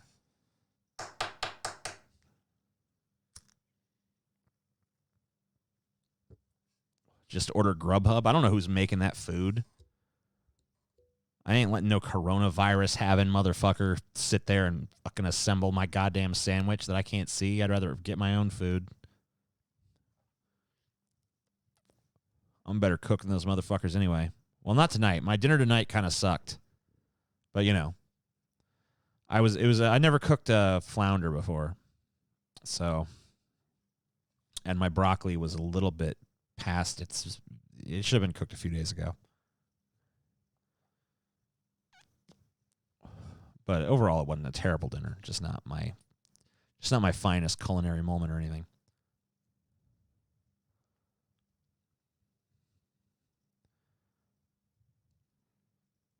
How likely is society to change after the pandemic? I don't know, dude. I don't even know how long it's going to last.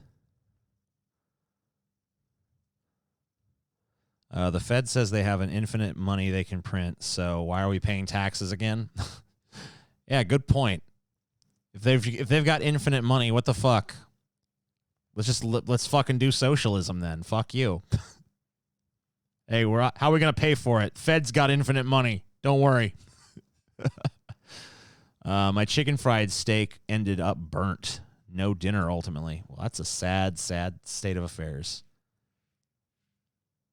I haven't had a lot of luck with frying things now that I think about it. I need to work on my frying skills. Maybe I shouldn't work on my frying skills, actually. It's probably good that I'm not that great at frying things as of yet, because I would probably fry too many things.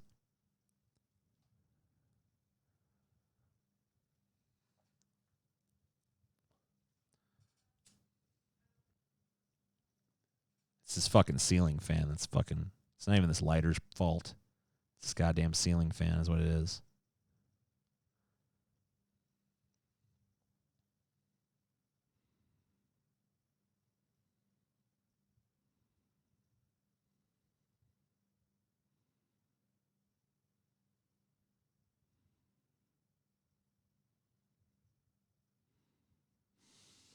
Scotty did Corona lesson. Good for him. Any movie recommendations? I have a Letterboxd account. I pulled it up earlier. So I just pull it up again. So as far as movie recommendations go, I have my favorite films up here. Seven Samurai, The Big Lebowski, Unforgiven, and The Fly, 80s version. There's also a bunch of other... You can go look at my ratings here. I have... you can look at the different levels of rating here. So these are the things that I've given 5 stars. You see all that there? Somehow some of my favorite movies aren't on there. I think it's because I don't rate things unless I write a review. And I don't even know how to write a review of something I love as much as most of these. I'd have to write like a book. So here's some other movies I had really fucking high opinions of. You know, and you can go to my page on Letterboxd. Look at all this shit. There's also some movies I thought were terrible. Let's look at the worst movies. That's the fucking one. These are the 3 movies I gave half a star. This is the bottom of the barrel. That terrible Friday the 13th remake, The Misty Green Sky, which you guys might remember for our we did a commentary of it, and we also did a commentary of Mazes and Monsters, which was just probably the most boring piece of shit I've ever seen. Let's see what the 1-star ones are. Which Star Wars movie is this? The Rise of Skywalker. Yeah, I hate that fucking movie so much. The Grinch, Name of the King, Hostel Part 2, which I really, man, I thought I was going to like that movie. And I hated it. Ugh, so disappointing. Yeah, these are all pretty terrible.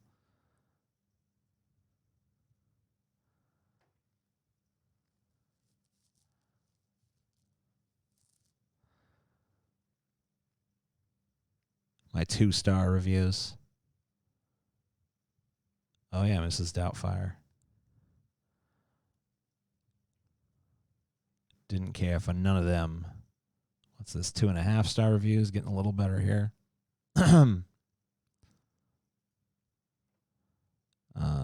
3-star reviews. Phantasm.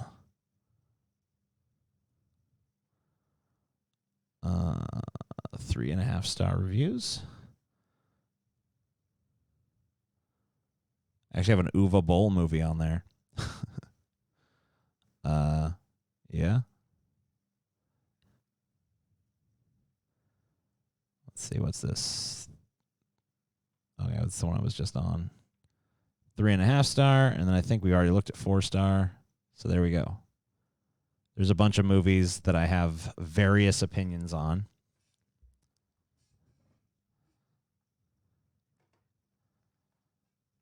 So hopefully that was helpful. If it wasn't, fuck you. It's the best I can do. Treasure Planet is great. How? I think I have a review. I'll read you my review of Treasure Planet. You tell me where I'm wrong. So Quick 6 Productions says Treasure Planet is fucking great. I don't remember what I rated it. Let's see. I think I can find my review. Treasure Planet. Okay, obviously I spelled that wrong. Let's just go here.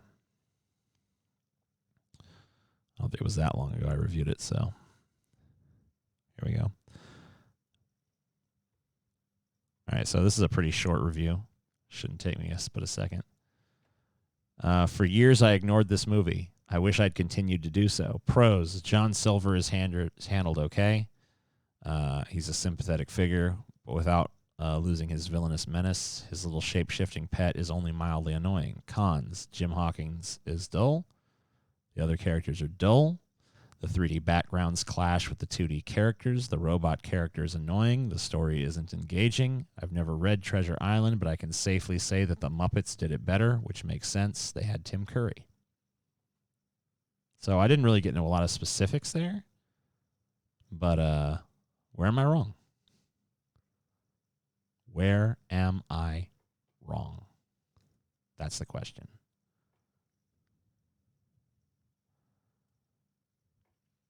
Yeah, the ending of Dr. Sleep was definitely the weakest part. But I got to say, that movie I expected to really not like, but I liked it. So that's a good thing. Might be fun to go through these movies and tell you where I was wrong. So, because a lot of these movies, I mean, like, okay, so just like expectation versus reality. So like Night of the Demons, I thought to myself, like, okay, this is going to be fun. You know, this is like some cheesy 80s horror. This is going to be a great time. Fucking hated it. Christine I'd seen before, so I kind of knew what to expect. Ford versus Ferrari, it was pretty much exactly what I thought it was going to be. So Knives Out. I thought, man, Rian Johnson, he fucked up Star Wars. I think not the worst of the new trilogy in my opinion, but really where it went off the rails though. So I thought maybe this movie's gonna suck. I actually really liked it. Hereditary, man, that's a tough one for me because half of me really likes this movie, another half really doesn't. Nightmare on Elm Street Part 2, Freddy's Revenge, I've always known is a terrible movie, but every time I watch it, I realize even more profoundly how much it sucks. Dr. Sleep, I thought I would hate. I actually liked. The Warrior and the Sorceress, I pretty much knew I'd like that. The Invisible Man, I kind of thought I would like that a little better than I did, but I did like it. Treasure Planet, I really had no expectation of.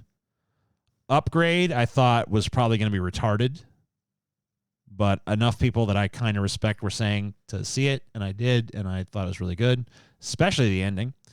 Rise of Skywalker, I don't even, you know what? Fuck this. Fuck this one. Like, why it doesn't deserve a fucking full star. Half a star for you. You know? I'm demoting it. Did I save that? Half a star, motherfucker. Oh, I think I have to change it in the review. Yeah. Fuck you. You're the worst fucking Star Wars movie. Dolomite Is My Name. I knew from the buzz going into that was going to be good. So. And it was. In the Tall Grass, I didn't really expect much, but it fell short even of my very low expectations. Joker, I knew I'd love, and I did. I was really surprised by how much I really enjoyed this Deep Space Nine documentary.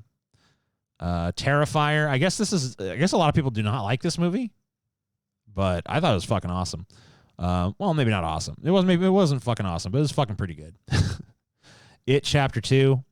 I think I was a little bit more generous than most people with this. I actually think I liked it a little better than the first one, but that's not saying much because The House That Jack Built. I don't know if I had any expectations going into that. The Grinch, I thought this was going to be totally ass, and it somehow was even worse. And in fact, my review of the movie is one word long. It's just ugh. Ugh. Star Wars 9 gets 0 stars. Yeah, I agree with that. But the thing is, if you don't put any stars in your review, then you just look like one of these people who doesn't do star ratings. Like Paul is on this site too, and he doesn't do the stars. So it just looks like you're someone who doesn't do that. So I like to give it half a star just to signify I am rating this and I'm giving it the lowest rating possible. Like I'm not just abstaining from it.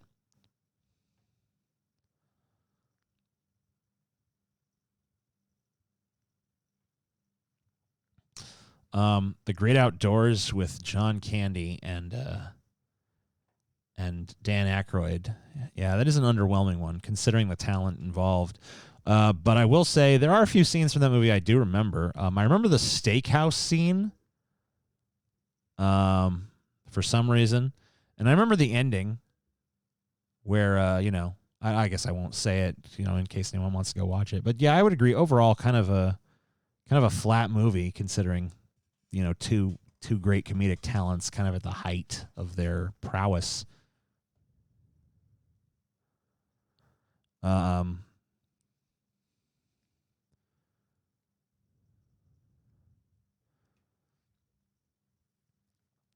Yeah, there needs to be like a fucking like there needs to be a fucking option for like I'm not abstaining from rating, I am just giving this 0. You know what I mean? Like if letter because there's a difference between I'm not doing a star rating, which is what Paul does, like good review, bad review, whatever kind of review, he doesn't give it stars because he doesn't believe in that, and that's fine. There's certain limitations to giving these kind of ratings for sure. I can understand just not wanting to deal with that. But there needs to be a difference between I am not rating this and I am giving this 0. There needs to be an option to be like, I give this nothing. I am rating it as nil. Because there's a difference between I give it a 0 and I'm not rating it. You know what I mean? The sequel trilogy is worse than the prequels. I would not have agreed with you until I saw the fucking Rise of Skywalker. Even then, I'm not sure I agree. But at least the prequels had a unifying vision and, an overall direction and an overarching narrative. So I guess I can give them that. However, I still hate the prequels a lot. I'd rather watch the first of the sequel trilogy than any of the prequels. But I think I'd rather watch any of the prequels than part 2 or 3 of the sequel trilogy. So I don't know how that pans out. But I've never hated, like, when it comes to the Rian Johnson Star Wars movie, it's hard to even remember the names of them. Like, when I think, like, Star Wars, Empire Strikes Back, Return of the Jedi, I remember that shit. When it comes to these new fucking movies, I gotta sit here and like, oh, what was the first one called again? Oh, what was the second one called again? Like, they don't even have memorable fucking names. Like, ugh. So anyways, what was the fucking second one called? Fucking Ray pounds her pussy with a fucking alien dildo, part 7. What the fuck? What was the fucking second one called? What was the Rian Johnson one called? God damn it. Someone know? Someone's got to remember this shit. Last Jedi. Yeah. The Last fucking Jedi. You know, it's a bad movie. I didn't like it. But I feel like I don't hate it quite as much as other people hate it. I feel like there's a lot of people who just go off the rails on a crazy train with hatred for that movie. And I'm just kind of like, I didn't like it. It's kind of like, here's a big old bowl of tapioca, you know? Maybe the first couple bites are like, okay, cool, tapioca, but you get real sick real quick. Fuck The Last Jedi. But don't fuck it as hard as most people say fuck it. But I'll tell you what, man, I don't think I've ever hated a movie like I hate fucking Rise of Skywalker. Man, that fucking piece of shit. It's gotta be the worst fucking... I don't think I've ever sat through a movie in theaters as bad as that. Maybe Transformers 3. It's hideous. Hideously bad. It's probably the worst fucking movie I've ever seen. I don't know.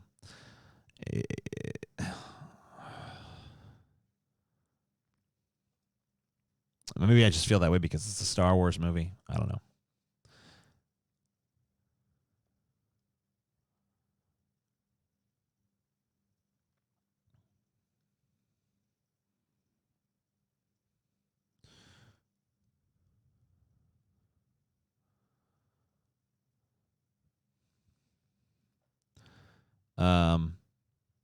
You've seen Yeti rape movies, so Last Jedi was bearable. Those Yeti rape movies are fucking awesome. Well, at least the first one was. So, I don't know. Yeah, I'm down with the Yeti movies. TJ, what is your opinion on parts of the progressive movement championing the New York Governor Cuomo as a potential replacement nominee to Biden? This is just the Democratic Party proving once again that it has zero respect for democracy.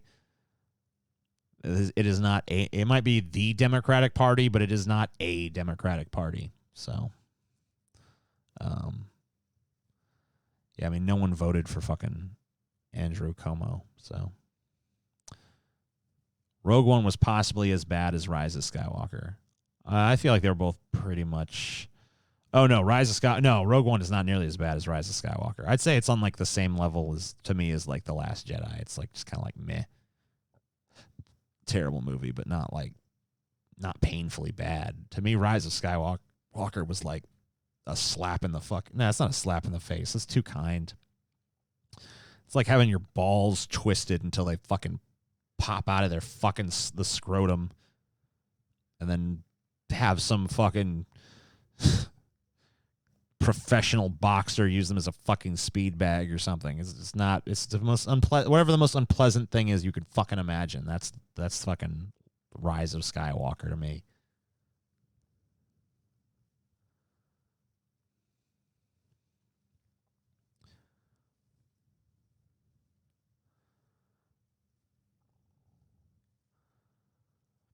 I got told I got told I couldn't go to work without pay for 2 weeks because I took my daughter back to her mother who lives out of my state. I was legally obligated to take her back to her mother. That sounds like a fucked up situation. TJ, quit talking about your fantasies on stream. You're going to get banned. That's a good point. My fucking testicle torsion fantasy. I didn't even see Solo. It's the first Star Wars movie I just refused flat out to see. It's like, I can't do it. I can't even bring myself to do it. Maybe if they'd kept the original directors that were going to do like a more comedic take on it. But I'm not going to watch fucking Ron Howard's goddamn fucking Solo, dude. Which is worse, Rise of Skywalker or Phantom Menace? Rise of Skywalker. It's my least favorite fucking... I think it might be my least favorite movie. It might be the worst movie I've ever fucking seen. And I've seen shit like The Grinch. And I've seen shit like fucking Mazes and Monsters. You know? I've seen some really wretched fucking movies. And I think I'd rather watch any of them than fucking watch that piece of shit again. I don't think I could do it. You know? Like if someone's like, hey, you want to watch fucking Tiny Tim's Blood Harvest again? You want to watch fucking The Passion of the Christ again? You want to watch fucking, you know, Hostel 2 again? You want to watch In the Name of the King again? You know, or one of these fucking just god-awful fucking wretched piece of shit movies? You want to watch fucking The Misty Green Sky on a loop for fucking 24 hours straight? I'd probably do that before I fucking watched goddamn Rise of Skywalker again. It's hideous. It's like barely a movie. It's not a movie. It's a fucking disease. I think it started the fucking coronavirus. It's just fucking bad. It's painfully bad. I can't fucking recommend it to anybody that wants to live.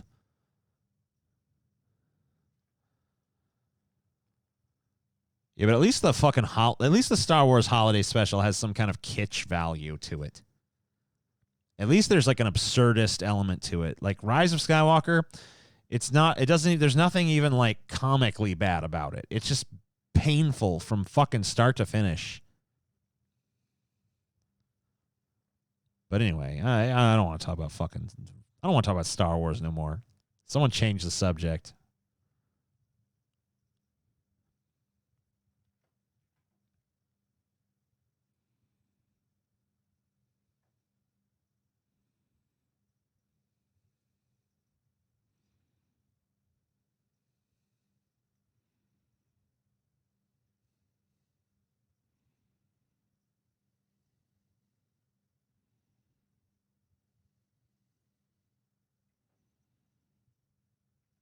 I haven't seen MFK as motherfuckers.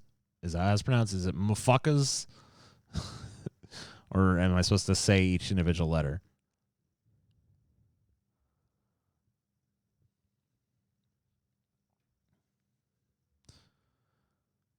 No more Mr. Nice Guy.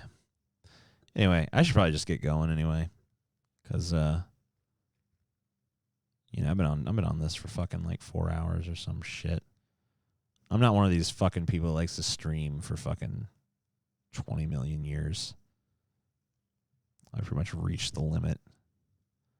I guess I have done longer streams, but I don't feel like doing one right now. So, you guys have a good night. I appreciate you checking out this stream, and I will see you on the fucking flip side, whatever the fuck that means.